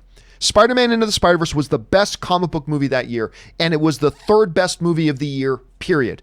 Anyway, while it is true they made those, let us not forget that that's the same studio that made the Tobey Maguire Spider-Man 3. It's also the same studio that made Amazing Spider-Man 2. So yes, while they have made the best Spider-Man films, they have also, to be fair, made the worst ones. Hey, that's film. That's film. And look, Marvel has done a great job with Spider-Man as well. In partnership with Sony, they've made some I really like Homecoming. I really like Far From Home. I really like those movies. And I like his involvement in, Infinity War and to a smaller degree, Endgame. But I like those too. But yeah, I don't know why we as film fans can be very, very narrow-minded and narrow tunnel visioned when it comes to a lot of stuff, because all of a sudden now, I hope Marvel just gets Spider-Man back from Sony, period. Then we wouldn't have gotten a movie like Venom, which was really entertaining. We wouldn't have gotten Into the Spider-Verse. We wouldn't have gotten, just let it be mixed up a little bit and enjoy it. And instead of sitting there and hoping something fails, why don't you just sit there and hope something is good? There are a lot of movies I think look bad, but I hope they're good. I hope they're good. Robert Meyer Burnett talks about this a lot, and he's absolutely right. He says, and I completely agree with him, I'll never understand any film fan that hopes a movie is bad. Never understand it. Why not hope a movie is great? Because I want Marvel to get them back. But if the movie's great, we don't need Marvel to get them back. Right? Follow the logic here. If the movie's wonderful, then we don't need Marvel to get it back. So instead of, I agree with Rob, I've never understood any film fans desire that a movie is bad. They may look bad and they may turn out bad, but why not hope that they're good? Anyway, that was a longer rant than I meant for us to go on there. All right, let's see. Mason also writes, so I just rewatched The Incredible Hulk with Edward Norton. I'm in that movie, actually. I feel like this movie is very underrated. I agree. I think it's a nice little film. I think, and the end fight with him and Abomination is fantastic. Anyway, by the way, I think I'm in the minority, but I actually prefer Norton over Ruffalo. I wonder what the MCU would have looked like today if Norton ever left. Well, to me, they are very, very different iterations of Bruce Banner. The Mark Ruffalo iteration of Bruce Banner is even though they're supposed to be the same guy, because that is part of the universe. The Edward Norton thing is, Mark Ruffalo is supposed to be the same Bruce Banner that Ed Norton is, but they played them both so radically differently that I never really compare the two. I never compare the two. I will say this, though. The Mark Ruffalo incarnation of Banner fits much better into the MCU than Edward Norton's iteration of Banner. I'm not saying that I don't think Edward Norton's Banner was better. I'm just saying I think Mark Ruffalo's incarnation and iteration of Banner fit into the MCU better than Norton's would have. So that's my thoughts on that. All right. Ryan Lohner writes, one of Elizabeth Moss's first acting roles was in the Batman animated series. I didn't know that. As the daughter of an invisible villain. Oh, how ironic is that? So this is just a natural progression. I did not know that. If that's true, Ryan, that's fascinating. If that's true, and I don't know if it's true, but if that's true, that is absolutely fascinating. I got to go and look that up because that's kind of ironic that works out that way. All right, Andres Moran writes, I went to see Call of the Wild and couldn't make it past the first 15 minutes. Lucky for me, The Invisible Man was starting, so I saw that instead. Thank you, sir. That's too bad. I have not seen Into the Wild. Or Call of the Wild, I should say. I have not seen Call of the Wild. I kind of don't want to see it. I don't hope that it's bad. I hope it's good. People are paying to go see it. I hope they have a good time. But there's just no need to have a CGI dog. I want to see a real dog. I'm a dog guy. I want to see a real dog. CGI the dog when you need to have it do a dangerous stunt. That's okay. But for the rest of it, like when the dog's laying on the floor, why not have a real dog? Anyway, I've never understood that. So, you know what's funny though, Andres? I've heard from some other people that they're actually kind of liking the movie. So, but hey, it didn't work for you. It didn't work for you. But I'm glad you had a chance to go watch Invisible Man because that movie's great. Okay. Just a couple more questions here, guys, and then we're going to take a quick break so I can go and refill my drink here. Marcus Robert Johnson writes, and thanks so much for that super chat, Marcus. I appreciate that, man. You were talking... Where'd I go here? Okay, here we go. You were talking about video game movies the other week and didn't bring up Resident Evil. Why? From what I've seen, those films have made more money than any other video game movie. Oh, that's not true at all. That's not even remotely true. Do you not consider them video game films? Why? Oh, no. Resident Evil, those awful movies, are definitely video game movies, and they're awful. Hey, look, that's just my opinion. A lot of people love them, and that's great. I didn't like them myself, and that's fine too. But no, they did not make more money than other video game movies. As a matter of fact, I think the highest grossing, if I'm not mistaken, the highest grossing Resident Evil movie made like $310 million. That's the biggest one. Angry Birds made more money than that. Angry Birds, for heaven's sakes, made more money than that. And then every other movie in the Resident Evil franchise made under 300 million. I think one might have actually made 300 million right on the nose. So I think one made about 310. One made 300, and the rest all made under that.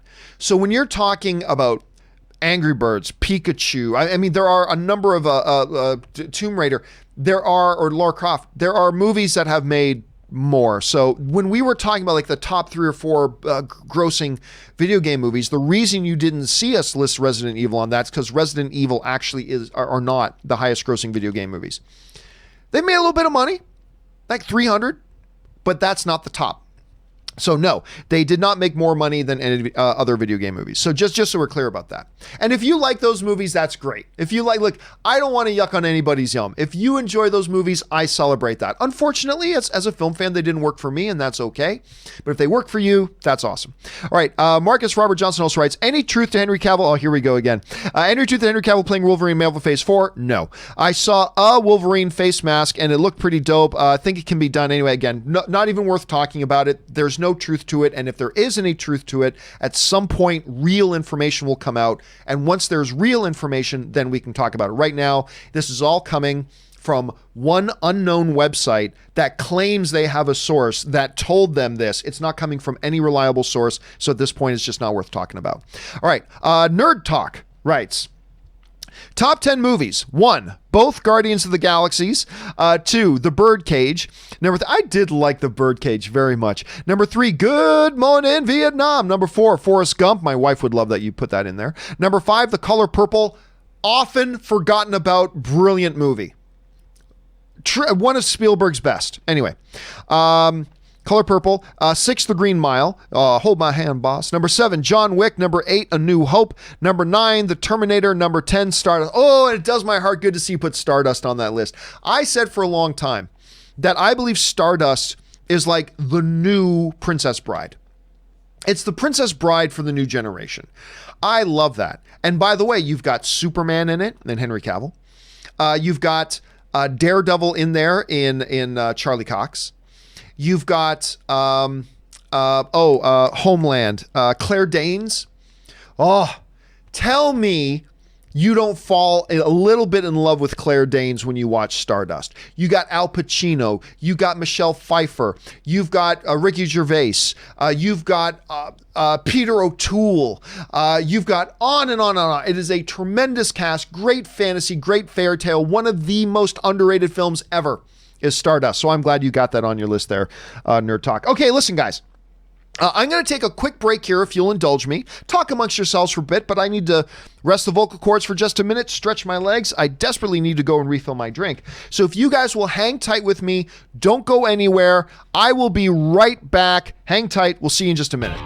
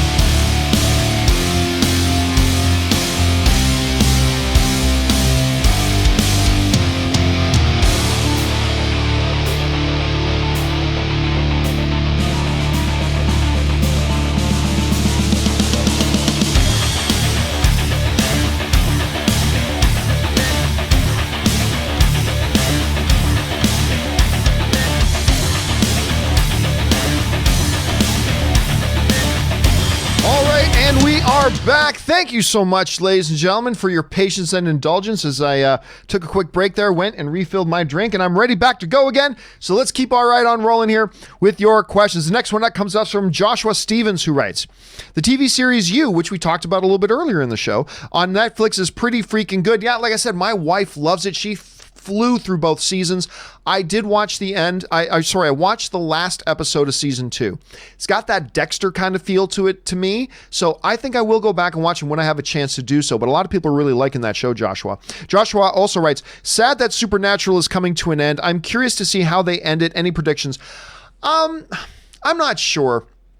I mean, they're going to end up beating Chuck, but whether Chuck gets kind of redeemed or whether they get him locked away or something, I'm not quite sure. I am sad to see the boys go. I've loved tuning in and watching them every week for a lot of years just because I love hanging out with the guys. I just love hanging out with Sam and Dean. Sam and Dean Winchester are actually the first Pops I ever got. My brother-in-law Ray got me Sam and Dean Winchester Pops. They also got me a Castiel Pop. That started my kind of obsession with buying Funko Pops. But it's going to be sad to see it go, man. It's going to be sad to see it go. All right, Richard Karate writes, worst fourth movie ever made. Lethal Weapon 4. I like Lethal Weapon 4. Pirates 4. Superman 4.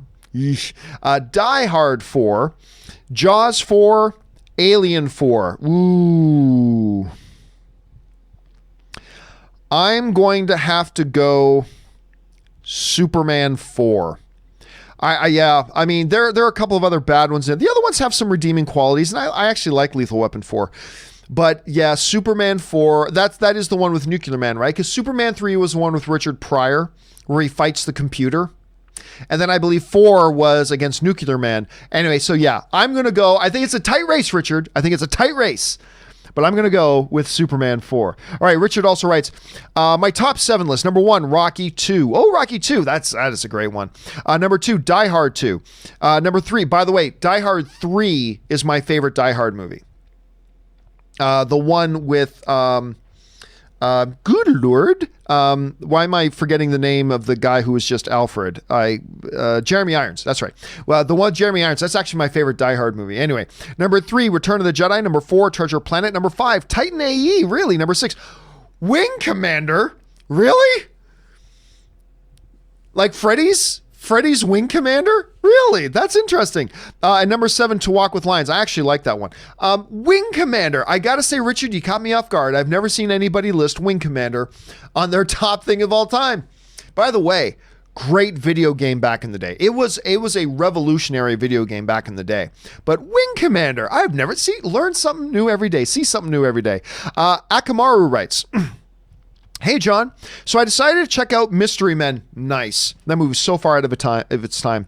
And I absolutely loved it. It felt so ahead of its time. I just said that. I could see this being a good TV show. I don't know if I could see it as a TV show. But man, as a movie, Mystery Men, Ben Stiller, Greg Kinnear, Hank Azaria, Gina Garofalo, Pee Wee Herman, whose real name is eluding me right now, Jeffrey Rush as Frankenstein. It was really far ahead of its time. It was way ahead of its time. Together we erase crime. Anyway, so many of you guys, I know I've still not seen Mystery Men. Go back and watch it. And you'd think it was a movie that was made today spoofing the modern comic book movie. But it was made ages ago, and that's why people like me and Akamaru say it was really ahead of its time. Go see it and you'll know what we're talking about. Okay, Dark Water writes, just rewatched Torchwood, Children of Earth. I never did watch it. Such a chilling and timely sci-fi tale. That 2005 to 2010 era of the Who universe was the MCU of its day to me. So that also, if I'm not mistaken, it starred the guy who then went on to play John Barrowman. Is that who starred in it? Who then went on and was Malcolm in Arrow. Anyway, I've heard so many people talk about Torchwood. I am not a Doctor Who guy. I don't watch Doctor Who, so I didn't watch the extension Torchwood. But listen, Darkwood, I've heard so many people rave about Torchwood. At some point, I might have to get myself out there to watch it. So, and I'm glad you liked it. I'm glad I like the way you put that. It was kind of the MCU of its day for you. That's kind of a neat way to put it. All right. 50 Shades writes, sorry, Robert, but Vader's going to use the Force to squeeze Magneto's helmet on his head and squish his brain. Hashtag the Force beats magnetism. Somebody asked on the show the other day, who wins in a fight, Magneto or Vader? I say, well, easily Vader, because the Force beats magnetism any day. Robert completely disagrees. Robert thinks Magneto would win because of his magnetism, so it goes back and forth. Jay Watt writes, hey, John, I love that you embrace the filthy, but are there scenes in a movie that you have to mute or skip personally for yourself? Hashtag bring on the filthy. I can't, it's not gore or sex or stuff like that that makes me squeamish. What makes me squeamish is highly socially uncomfortable scenes. For example, no television show in history has ever made me have to get up and walk out of the room more than The Office. Like when Steve Carell starts doing some things that are like so socially awkward, like, I can't take this, and I get up and walk out of the room. I mean, and that's a good thing that it has that impact on me, but that's the stuff that actually makes me have to close my eyes, get up and walk out of a room, is super social awkwardness in a scene or in a movie. I go, oh my God, like Scott's Tots, ladies and gentlemen, Scott's Tots. Oh my God, I don't know if I watched half of that episode the first time I saw it. It was crazy, but I mean, also, there are scenes in movies that I don't know that I can watch again. That's true. But for the most part, yeah, no, I'm pretty good with most stuff. I have a good distinction in my brain between this is not reality, this is fiction, this isn't a real life thing. So yeah, so no, I'm pretty good with most stuff, Jay Watt. All right, Dark Water also writes, Torchwood really shows a different side to Jack and proves that Barrowman isn't all ham. He can bring it when he needs to, like he did with season 1 of Merlin. I never did watch Merlin, but I really liked John Barrowman in Arrow. I actually thought he was really good. I thought he elevated everything there. And I actually thought he made Stephen Amell a better actor. There were scenes in the earlier years of Arrow where Stephen Amell would be in scenes with John Barrowman, and you could just see that Barrowman was really helping Amell elevate his game. And I really liked Stephen Amell in that show. I thought he got better and better and better as that show went. And I thought working with Barrowman was one of the things that really elevated that too. All right, Casinema Reviews writes, given what I've seen in the Duel of the Fates script, I guess either way, episode 9 was going to be a big screw you to The Last Jedi and canon in general. The only thing I've seen from it that I like is Rey having a double-sided saber. Most of the rest, no, just no. I don't know. Someone's going to have to explain to me how they thought the stuff that was in the script was a screw you to The Last Jedi. I don't actually... I can't think of anything off the top of my head that really suggests that. Anyway, I'd have to go over it again. An anonymous viewer writes, saw The Invisible Man, good movie, loved the score. Yeah, I really enjoyed it. The score was actually also quite good, but I just thought it was a great example that you don't need $100 million to make a great movie. You can make a great movie with under $10 million. That's what they did, and they did a great job. Dark Water writes, hope more fall in love with Doctor Who via HBO Max. Yeah, again, maybe at some point someday I'll have to get on the Doctor Who train and try it out myself. I never have before, but maybe it's time, and HBO Max will probably make that a lot easier for me to do it. Richard Karate writes, list of worthy sequels to originals Your thoughts. Die Hard 2, definitely. Superman 2, definitely. Jaws 2, definitely. I mean, not as good as Jaws 1, but a worthy sequel. Rocky 2, definitely. Lethal Weapon 2, definitely. Terminator 2, definitely. A lot of people think it's better than the original. Godfather 2, again, a lot of people, it's won Best Picture at the Academy Awards. A lot of people thought it was even better than the first Godfather. Back to the Future 2, I disagree. I'm not as big of a Back to the Future 2 fan as a lot of other people. I don't dislike it, don't get me wrong. But to me, when we talk about Back to the Future, I'm talking about Back to the Future, the original movie. A lot of other people, when you talk about Back to the Future, they're talking about the whole trilogy. I actually don't think Back to the Future as a trilogy is all that great. I think as a trilogy, it's fine. But the first movie is so good, but that's usually where I kind of list that off to. RoboCop 2, just to name a few. One of the best examples ever, to me, two of the greatest examples ever to me, where a sequel was actually infinitely better than the original. One is Rush Hour 2 with Jackie Chan. I didn't like the first Rush Hour. I thought the first Rush Hour was pretty dumb, to be honest with you. But for whatever reason, Rush Hour 2, I thought was amazingly entertaining. I thought it had way more heart and charm and fun than the first one, and definitely more than the third one. But I thought Rush Hour 2 was a great example of a sequel that was infinitely better than the original. Another great example of a sequel that was infinitely better than the original, Star Trek. Star Trek II, The Wrath of Khan. Which was, listen, even to a lot of diehard Star Trek fans, the first Star Trek movie was considered by many to be kind of disappointing. Now, Robert Meyer Burnett loves it, but a lot of fans think, hey, let's not talk about that first Star Trek movie.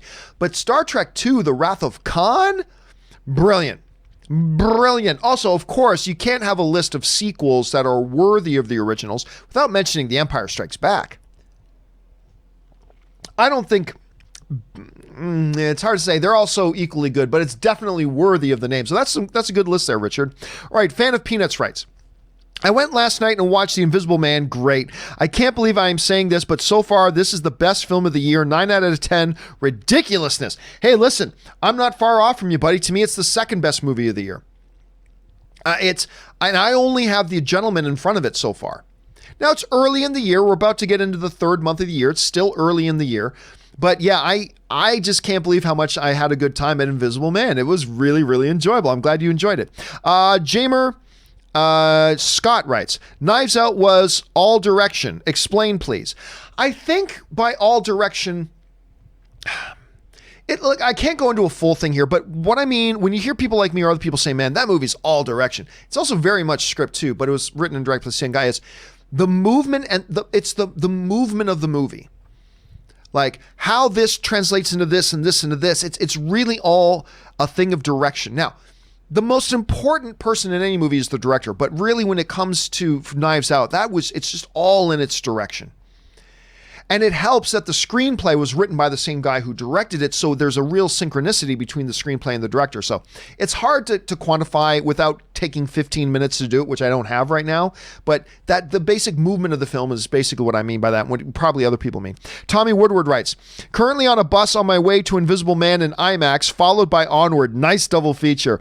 It'll be the first time traveling a far distance, Santa Cruz to San Jose, by bus, but it's for my future husband, Tom Holland, so I gotta go do it. Well, there you go. That's right. Because I keep forgetting Tom Holland is one of the voices in Onward, so that makes sense. But hey, that sounds like a good double feature. I'm going to go see Onward myself a little bit later today. Very stoked for it again. Reminding everybody, keep your eyes open on the YouTube channel a little bit later because I will put up my first reaction.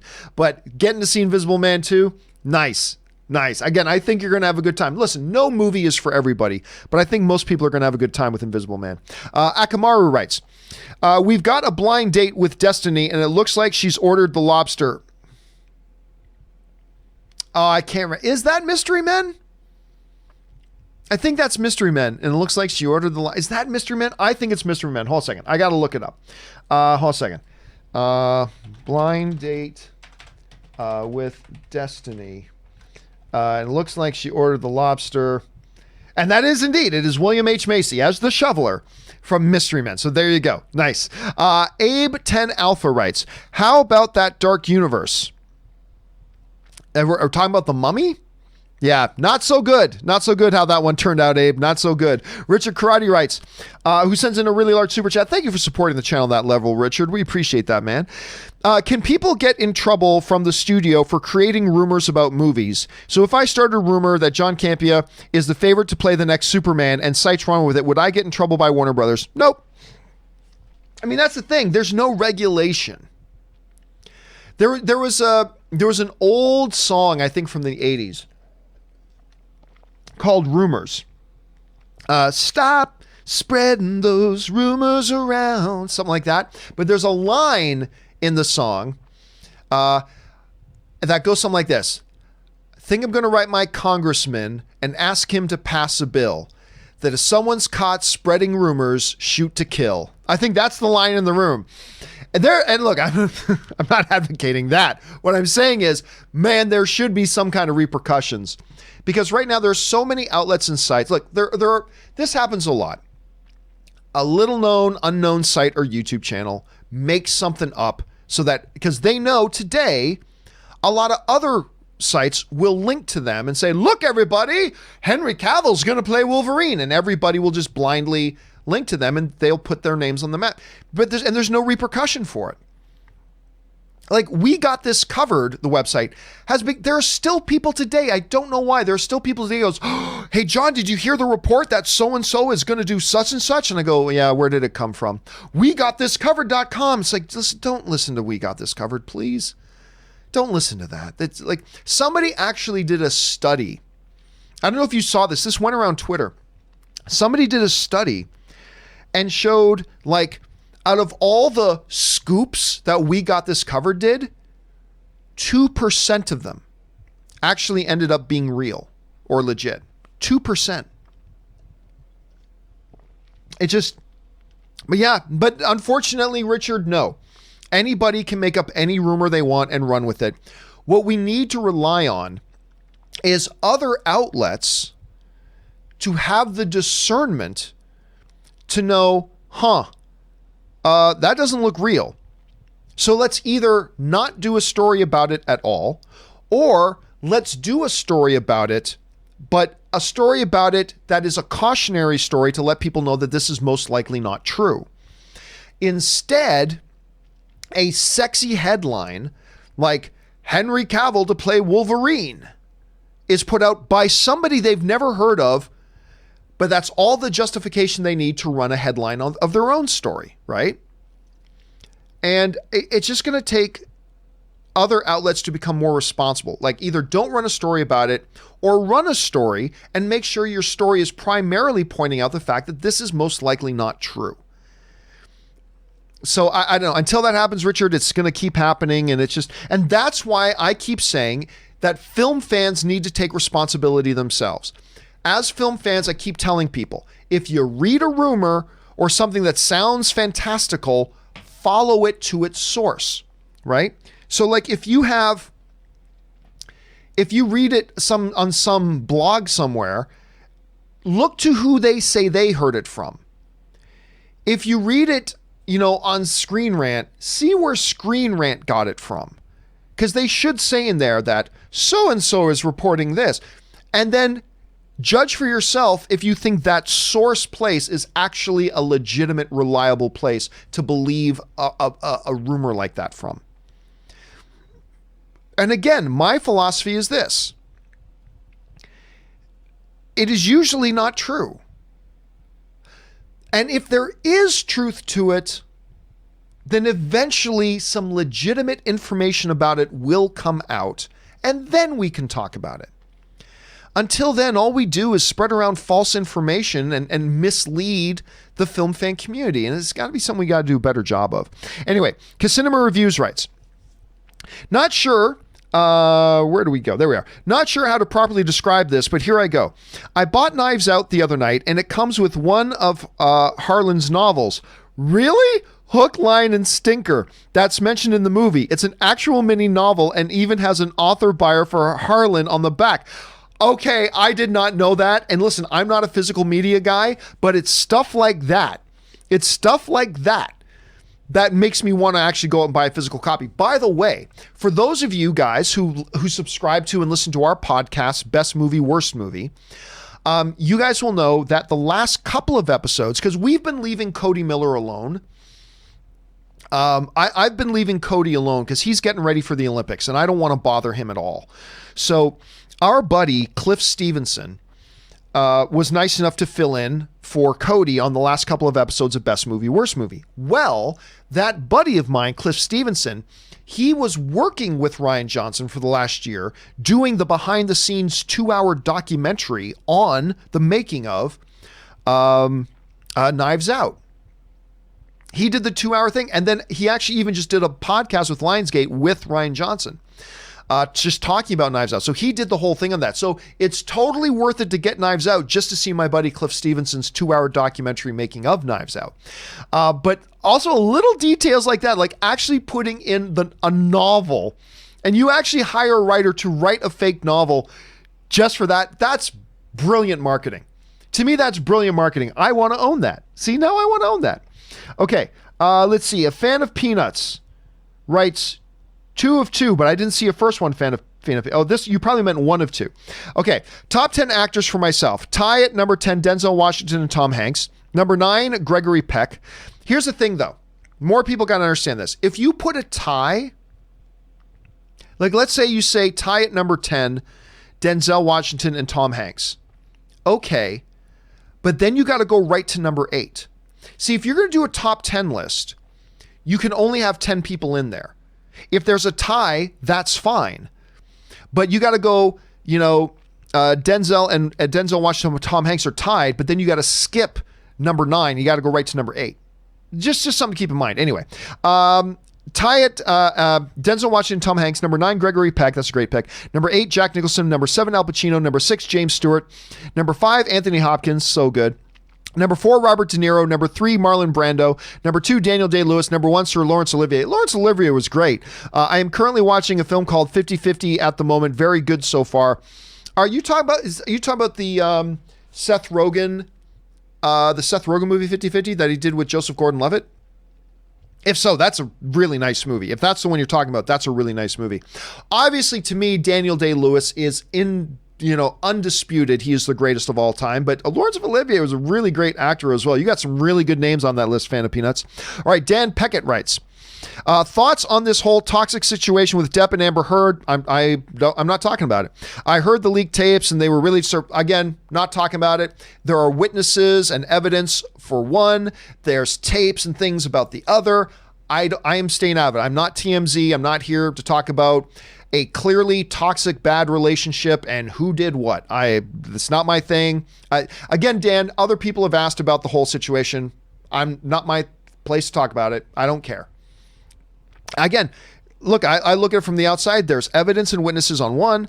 There's recordings and things for the other. So it's like, you know what? I'm here to talk about movies. This is not a movie situation, so I'm not gonna discuss it. It's outside the purview of my show. I appreciate you asking, but it's well outside the purview of this show. All right, Trevor Macy writes, hey, John, is this Henry Cavill? Here we go again. Is this Henry Cavill playing Wolverine news true at all? No. He's an amazing talent, but I don't believe the report. Again, if it's not actually coming from a real legitimate source, then don't believe it. And if it is real, eventually a real legitimate source will report on it, and then there's something to talk about. But until then, you just ignore it. Just ignore it. Richard Karate writes, will you be watching WrestleMania this year? Yes. And if so, what matches are you looking forward to the most? Goldberg versus Roman Reigns, Drew McIntyre versus Brock Lesnar, John Cena versus The Fiend, Bray Wyatt, or others? Honestly, I'm probably going to WrestleMania this year. My wife, Ann, for her birthday, which is in April, she wants us to go to Florida and go to an NXT event because our friend Nigel McGuinness is the play-by-play guy for NXT. So we want to go there for that, and then we're going to go to WrestleMania. So we're going to WrestleMania.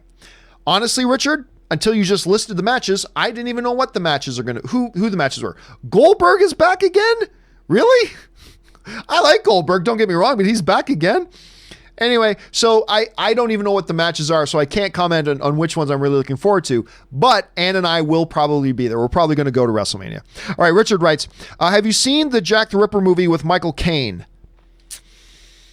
If I have, I cannot remember it off the top of my head, to be honest with you. If I have seen it, and I may have,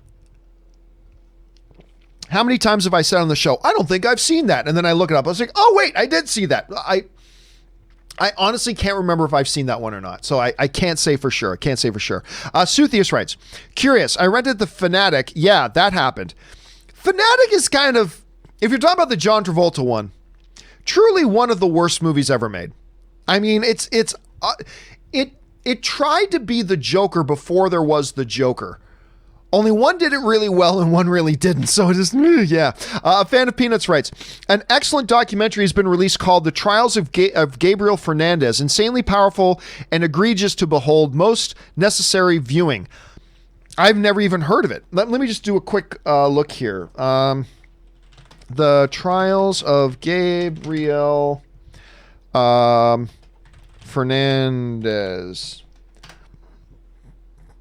Trials of Gabriel Fernandez says production had therapist on call. Yeah, I've never even heard of it. Where does one find it? The Trials of Gabriel Fernandez apparently is on Netflix. I've never even heard of this. Again, Netflix, worst studio in the world of promoting their own content. I've never even heard of this, so thank you for putting that on the radar, Peanuts, and thank you for putting it on everybody's radar. Darklock63 writes, I gotta disagree. I own both versions of Sabrina, and in my opinion, the Bogart Aubrey Hepburn movie is better. Love them both, though. Listen, I like the original. Do not get me wrong. I do like the original. And if the original strikes you in a way that you even prefer it more than the reboot, I should say, that's awesome. Your opinion is no more and no less valid than mine. For myself, and I can only speak for myself, I just thought the charm of the sequel just even exceeded it. And I kind of like seeing it in modern content. And I thought Greg Kinnear was awesome in it, by the way, too. So often, obviously, we talk about Harrison Ford and Julia Ormond and stuff like that, and they're great. But Greg Kinnear was also really, really great in that movie. It's almost got a little bit of a Cyrano de Bergerac feel to it as well. But at any rate, but I'm glad that you love that original, Mike, because the original is great. But for me, and again, I can only speak for myself, I even like the sequel a little bit more. But I'm glad you appreciate the original, my friend. All right. Chu Shang writes, hey, John, when will you do a Bollywood movie review to please some Indian fans of yours? Probably never, to be honest with you. I'm sure we have a portion of Indian subscribers. I'm telling you, recent Indian movies are no joke. Watch Dangal, a female empowerment movie done right. You won't regret it. I totally get. Listen, John Schnepp and I, a couple of times, because a local theater to us started playing a couple of more Bollywood movies, some of the more spectacular ones, right? And Schnepp and I would go over and we'd watch one or two of them and really had a good time. But, and here's the but, the reason you won't see me reviewing those movies is the same reason you won't see me. Like, I have a lot of like smaller indie filmmakers and studios will often write me, say, John, please review this movie on your channel or whatever. And the reason I don't is simply this. I am very clear on what my channel is. And my channel is very much about the larger mainstream movies that most audiences can see. Like I've always said, there's not much, because listen, there are smaller indie films, there are some Korean films, there are some Japanese films, there's a couple of Italian films that I love, but I've never ever reviewed on this channel because for me, and you can disagree and that's fine, but my philosophy is this, there's not really a point in me reviewing a movie on my channel that most people have never heard of and couldn't see even if they wanted to see. And it's certainly not playing in a local theater to them. So there's not much of a point in me reviewing those movies. And that's why I generally don't. Like I make sure I talk about and review movies that if you are sitting at home, wherever you live, whether you live in Toronto, Chicago, Hepsburg, Iowa, or wherever, that you can then turn around and run out to a local theater and go see it because it's there in a local theater for you. And if not, even though there's a lot of films that I love and adore and cherish that are smaller films or localized films or whatever, there's really not much of a point for me to review it.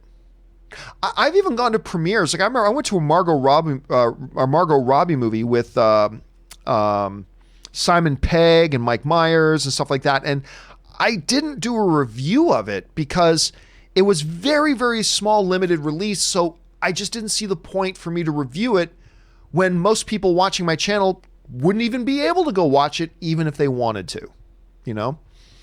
Now, that has made some people upset, but I gotta be careful.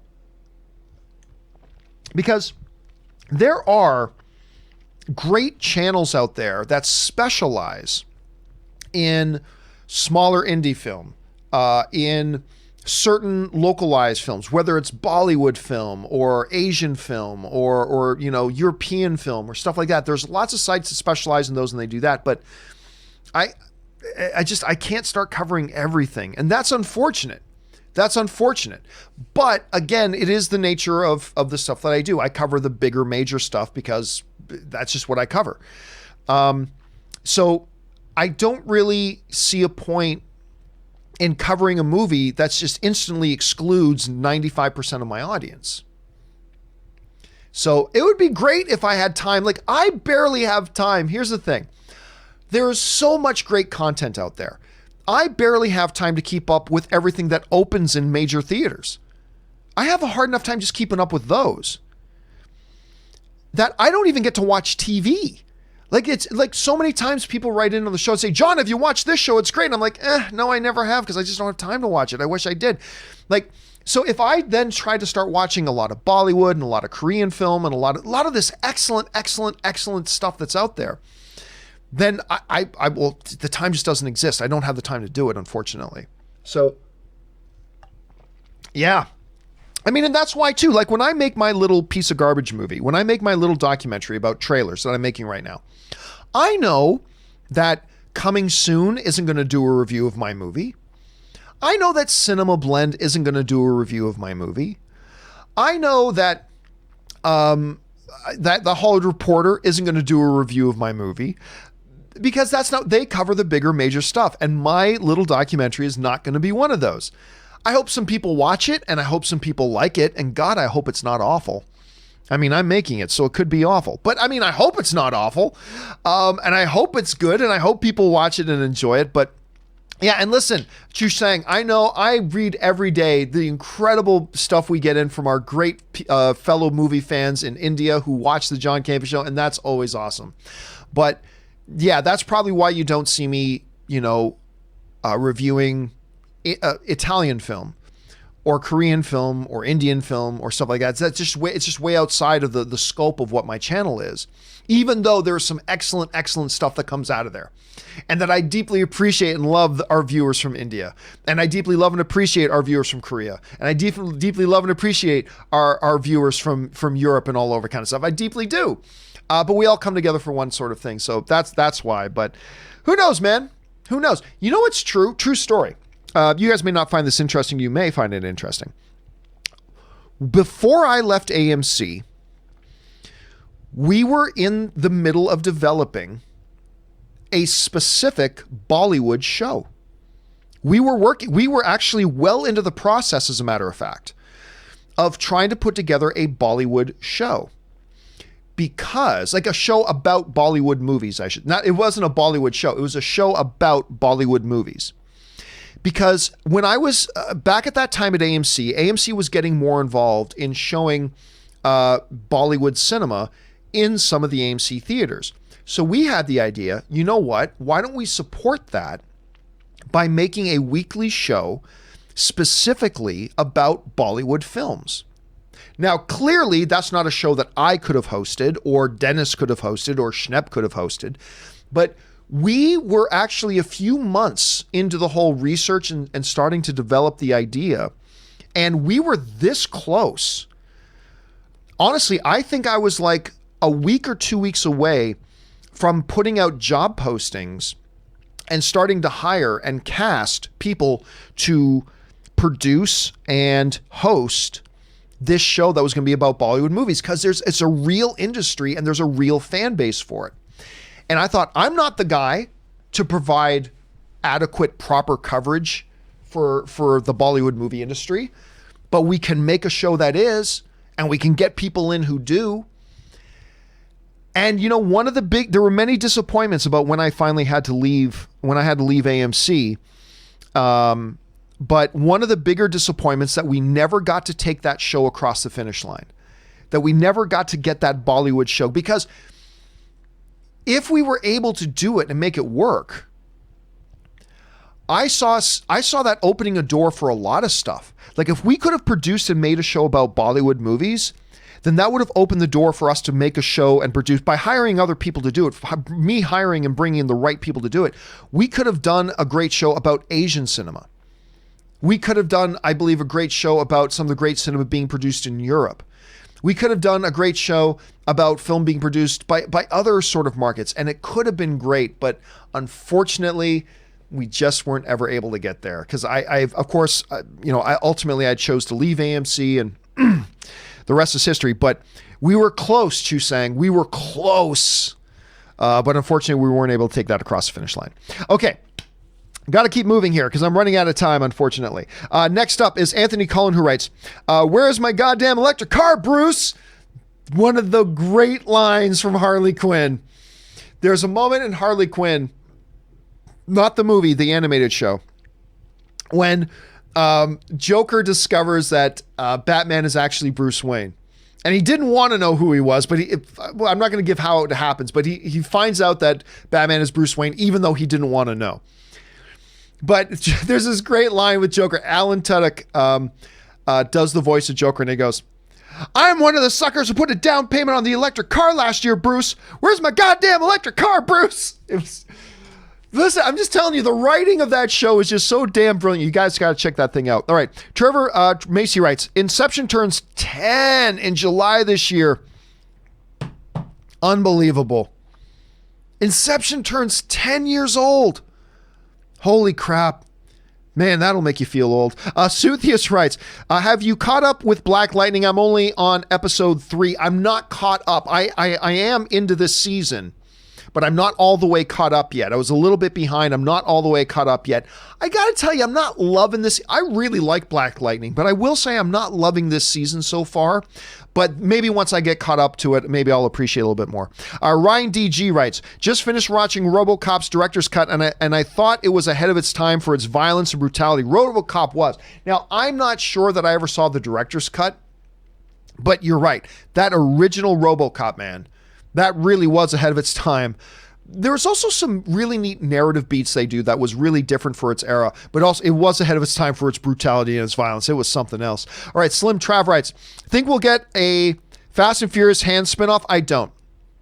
But never know. Once we see Fast and Furious 9, maybe we'll have to rethink that. Maybe they will. Darklock63 writes, "Apple would not approve the use of a Mac computer in Star Trek 4, the one with whales, because they did not want to be associated with sci-fi. Interesting. Almost as questionable as Eminem's turning down E.T. That's right, because they went with Reese's Pieces instead. One of the greatest marketing placements in the history of movies is E.T. digging the Reese's Pieces. So Reese's Pieces did a whole ad campaign around that. It was brilliant. But I did not remember. But one of the great moments, by the way, in Star Trek 4, The Voyage Home, one of the great moments ever is Scotty sitting at the computer and going, "Computer," and it's because he's in our modern era, and it doesn't talk about computer. And like, you got to use the keyboard? "Oh, a keyboard. How quaint." And then he starts to type, one of the great moments ever. But I didn't know that about the Mac computer thing. That's interesting. Seabass83 sends in a really large super chat. Thank you for supporting the channel on that level, Seabass. We appreciate that, man. Seabass83 writes, hold on a second. My screen's flickering out. There we go. Seabass83 writes, "Hey, John, I'm just not being excited for Black Widow or any comic book movie coming up. Slightly excited for Thor 4 and Strange 2, but overall, I'm still exhausted from comic book movies after Endgame. Am I alone here?" Listen, I don't think you're alone, Seabass, because I don't think it's comic book movie fatigue. But after Endgame was done, one of the things I said, and I think you are proof of this, is that I think there's going to be an exhale after Endgame, because Endgame was truly the culmination of 10 years of what the MCU has been. Now, the MCU continues on. And at the end of the day, Endgame was just another movie. But it was a movie that was a culmination of everything. And now it's done. The crescendo's been hit.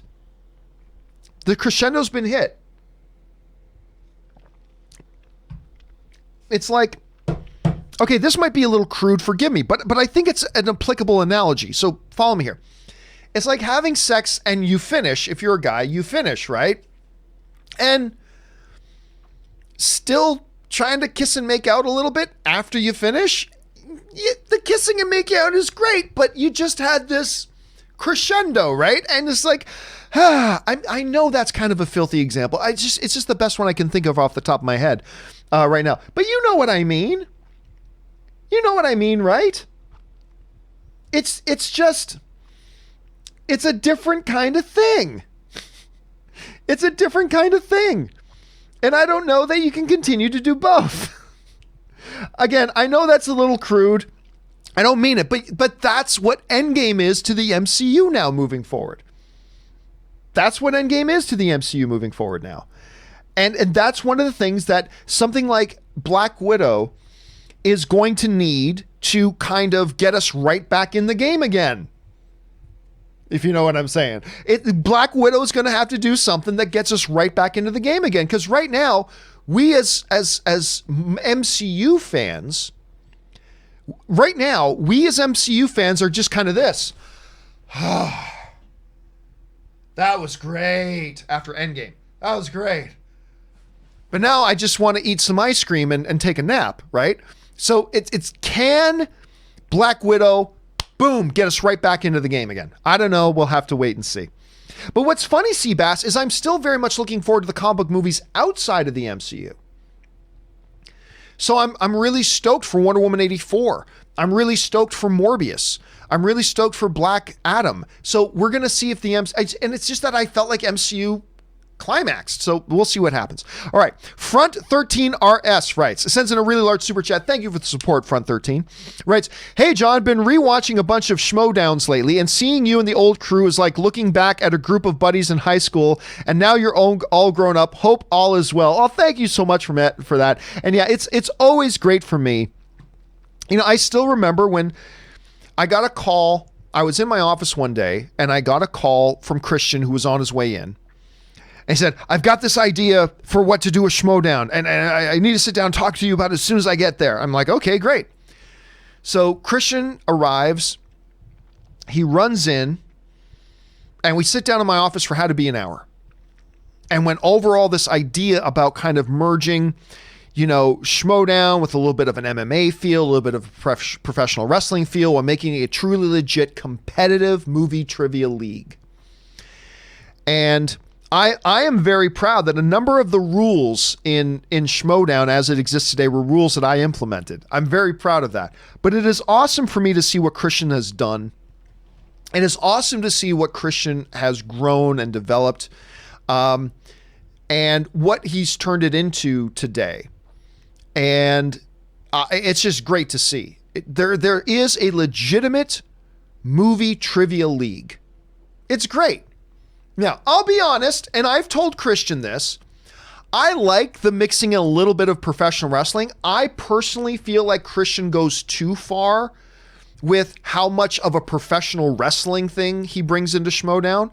I think he should have an element of it. I think he overuses it a little bit, but that's just one minor quibble. Overall, he has made a legitimate movie trivia league. And he's just done some such spectacular stuff with it. It's always fun to sit back for me and see what he's doing with it. It's really, really fun. And he's asked me to come back and be at the announcer's table again and all that kind of stuff. And someday,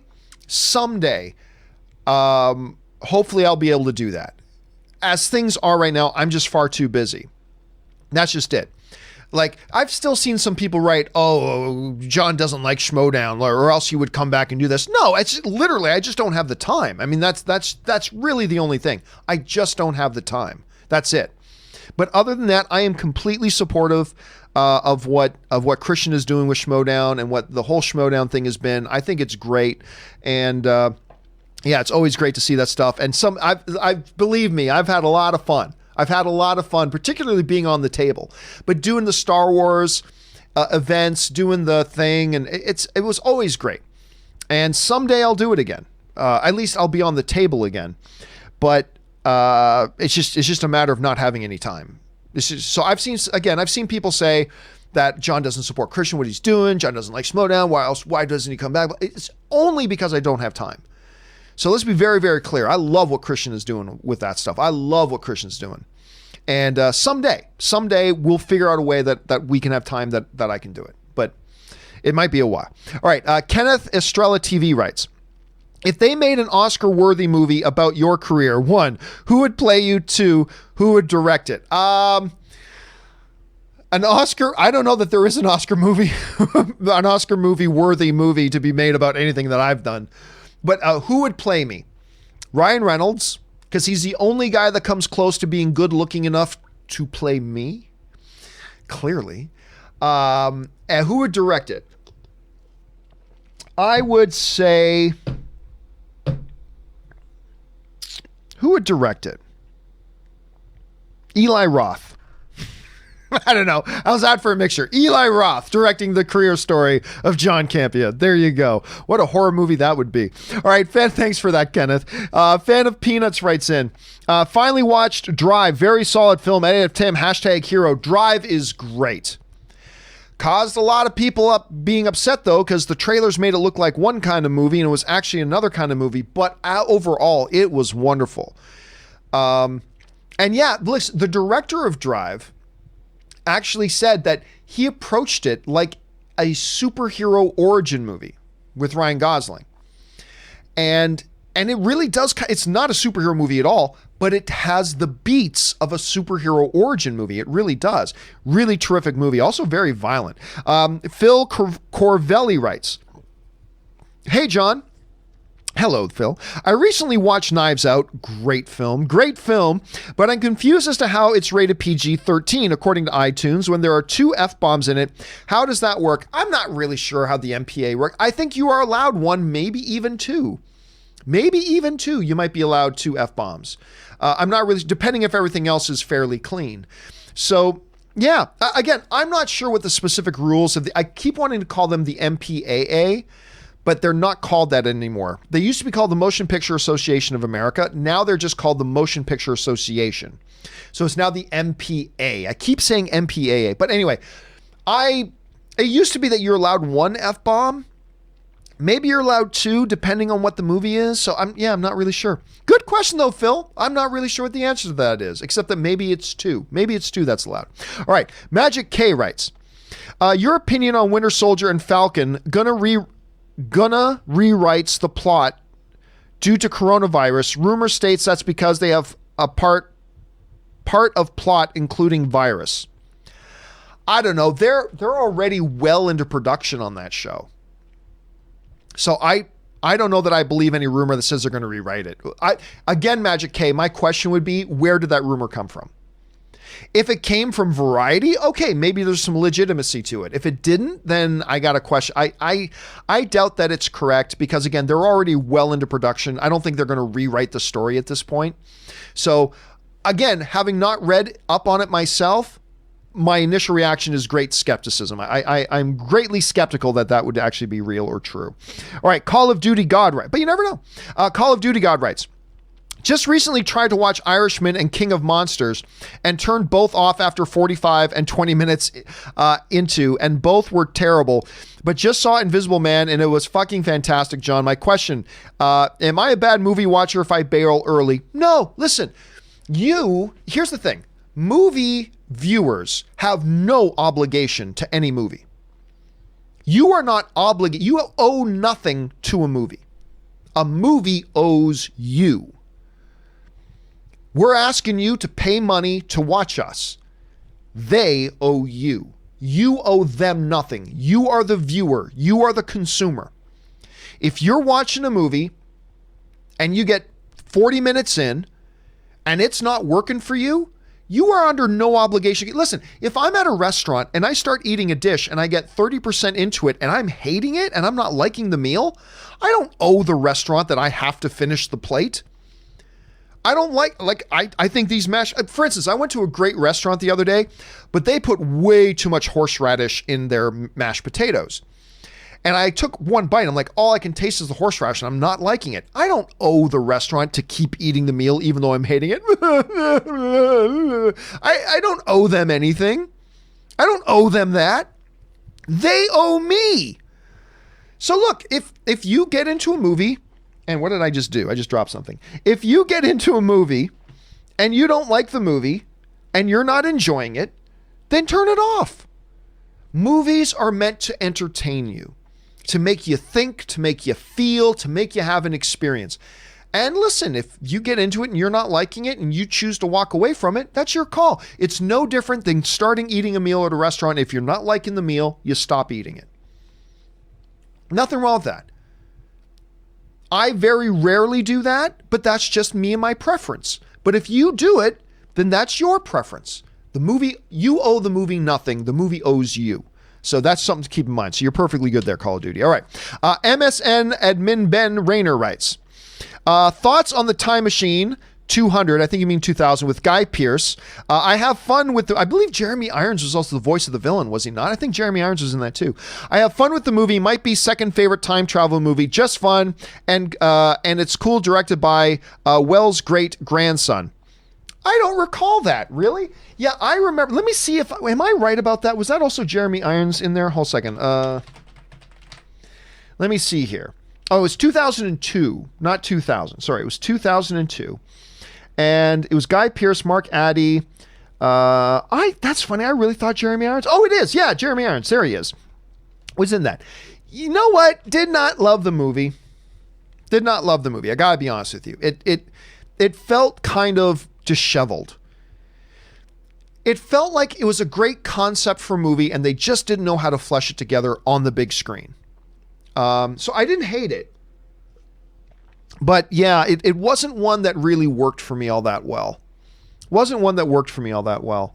Now, again, it's been a long time. I think the last time I saw it would have been 2003. So we're talking like 17 years ago. But I do know this. I love Guy Pearce.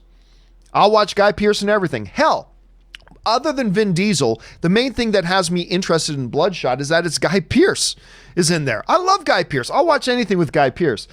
But yeah, overall, I don't think I remember liking the movie all that much, to be honest with you. But hey, you liked it. That's the important thing, man. I haven't talked about that one in a long time. Thanks for bringing that up, MSN. All right. Walks with Joe writes, don't you think Jack Black could be a good Oscar host? Maybe. I mean, he's a little overboard sometimes, but if he reeled it in, maybe. I don't know. I don't know if he could bring a sense of I don't know if that Jack Black would class the joint up. And I like Jack Black, but I don't know if he'd make a good Oscar host or not. It's an interesting question. Jose Miaz writes, was Palpatine a clone? Rise of Skywalker Was Palpatine a clone? Rise of Skywalker was confirmed by Rise of Skywalker. I have no idea what you're saying, Hoser. Sorry about that, buddy. All right, Fan of Peanuts writes, an overlooked gem from 2018 is a little surprising film called To All the Boys I Ever Loved Before. Shocked how genuinely affecting and good it was. That was the little Netflix movie, right? If I'm not... let me just look that. I believe that was the Netflix film. All the Boys...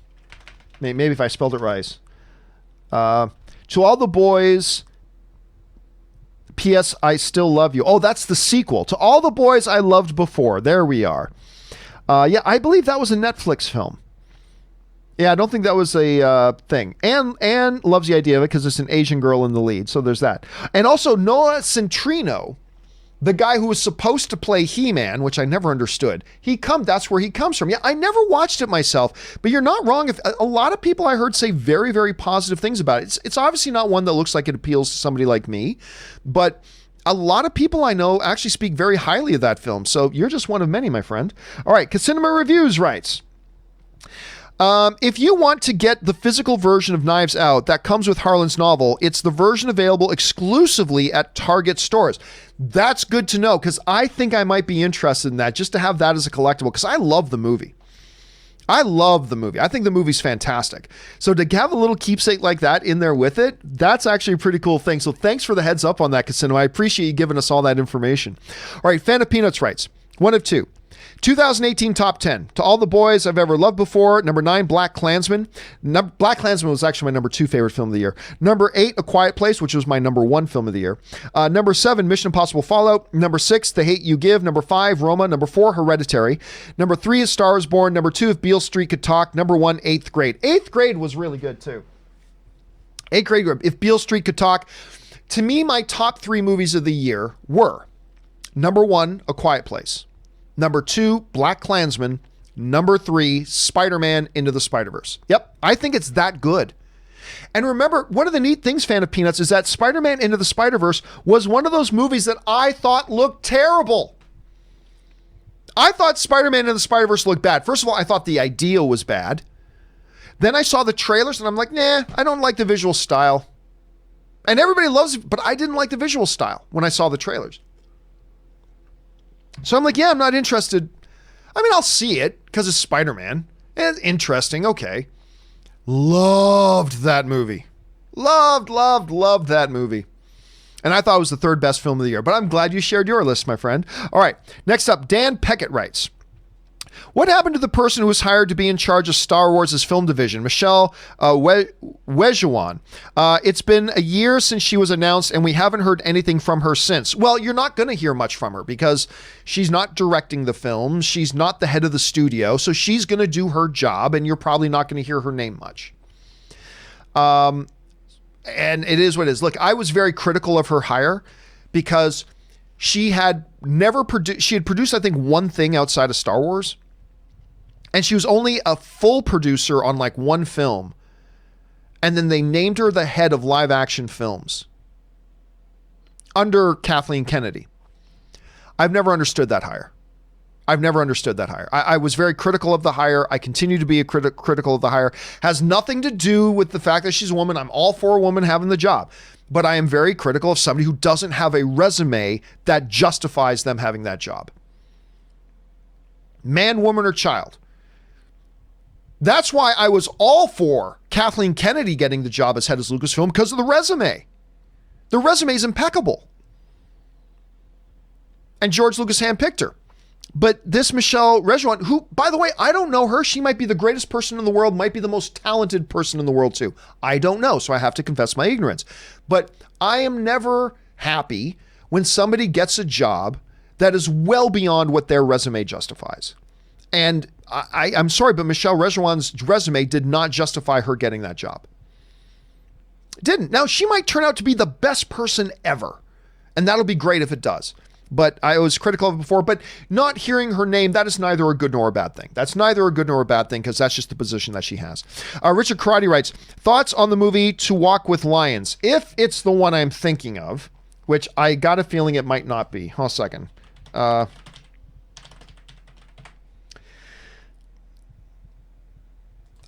It's a good thing I checked, because this is not the movie this is the one with Richard Harris. Okay, so this one came out in like 2000 or 2001, something around there. I remember liking it, but again, it's been like 20 years since I've seen it, so I can't really, it's hard for me. I think I remember liking it though. Anyway, Nicholas Zolezi writes, you won't chest up against Big Daddy Dan Murrell in singles. Kings don't stand against gods. I don't know what you won't chest up against. I don't know. I think I can beat Dan. I think I could beat Dan. But also clearly Dan can beat me because he's beat me already. Dan beat me. I had him actually, I did horribly too in my match against Dan. I did really, really badly against Dan, but Dan did great. Dan is the greatest Schmodown competitor of all time. He's great. But I can beat him, but he can clearly beat me. He clearly can beat me, but I can beat him. And I've beat him in movie fights. So Dan and I have faced off twice, once in Schmodown, once in movie fights. He beat me at Schmodown. I beat him at movie fights. It would be interesting to go at it again, but I'll be honest with you. If I had a one-on-one match against Dan, being totally honest here, and I had to put $1,000 of my own dollars, and I was in Vegas and I had to put $1,000 of my own dollars down and bet on Dan Murrell versus John Campea in movie trivia, I'm putting my $1,000 on Dan Murrell. Yeah, I'm putting my $1,000 on Dan Murrell. I won't throw the fight, and I could win that. I could win. But if I had to put $1,000 of my own dollars down on that, I'm putting it on Dan. It's just, it is what it is. I'd probably put it on Dan. He's the best. He's the best. It just isn't that. Now, you know, in a Star Wars title match, oh yeah, I win that easy.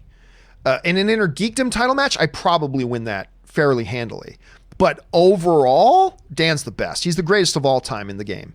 He's the greatest of all time in the game.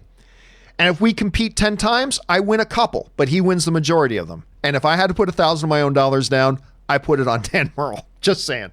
And I'm not trying to be falsely humble or anything like that. I literally would put my $1,000 on Dan Murrell in that match.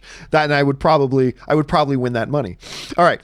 Fan of Peanuts writes, top 5 international films for me. 5, The Incredibles. 4, Raw. 3, Roma. 2, Blue is the Warmest Color. That's a beautiful film. Like, the unfortunate thing about Blue is the Warmest Color is, look, there's a lot of filthy in the movie. Bring on the filthy. There's a lot of glorious filthy in it. But unfortunately, a lot of people just focus on that. It is a beautifully done film. Beautifully done film that more people need to pay attention to. Number 1, Paz Labyrinth. All these are 9s and 10s in my book, I'm not a big fan of Roma. Blue, I'd give a 9. Paz Labyrinth, probably a 9. Also, though, I think you're leaving out, like, my all-time, first of all, Life is Beautiful, greatest international film of all time for me. Probably, it's just absolute masterpiece. You can't overlook Parasite because it just won Best Picture at the Academy Awards. No other international film's ever done that. My all-time favorite cop film is Infernal Affairs. That's a 10 out of 10 movie to me. It's the movie that The Departed, Martin Scorsese's The Departed, was based on Infernal Affairs, my all-time number 1 favorite cop movie. So that one's got to be in there too. But yeah, Blue is the Warmest Color, guys. Yes, a lot of filthy in that movie, absolutely, but it is a beautiful film. Absolutely beautiful film. You should absolutely check it out if you get the chance. Okay, guys, that will do it for today's installment of Open Mic. I almost said the John Campea Show again. This is not the John Campea Show. This is Open Mic. So that'll do it for today's installment of Open Mic. Thank you so much for being here and being a part of the show here today, guys. Always good to have you guys around and being a part of all the stuff that we're doing here. So thank you so much for spending a part of your weekend here with us. It's always good to have you. Listen, guys, don't forget the John Campea Show returns again on Monday. So make sure you join us for that. Come on by and hang out with us on those days. That will do it for me for now, guys. Have a wonderful weekend. My name's John Campea, and until next time, guys, bye-bye.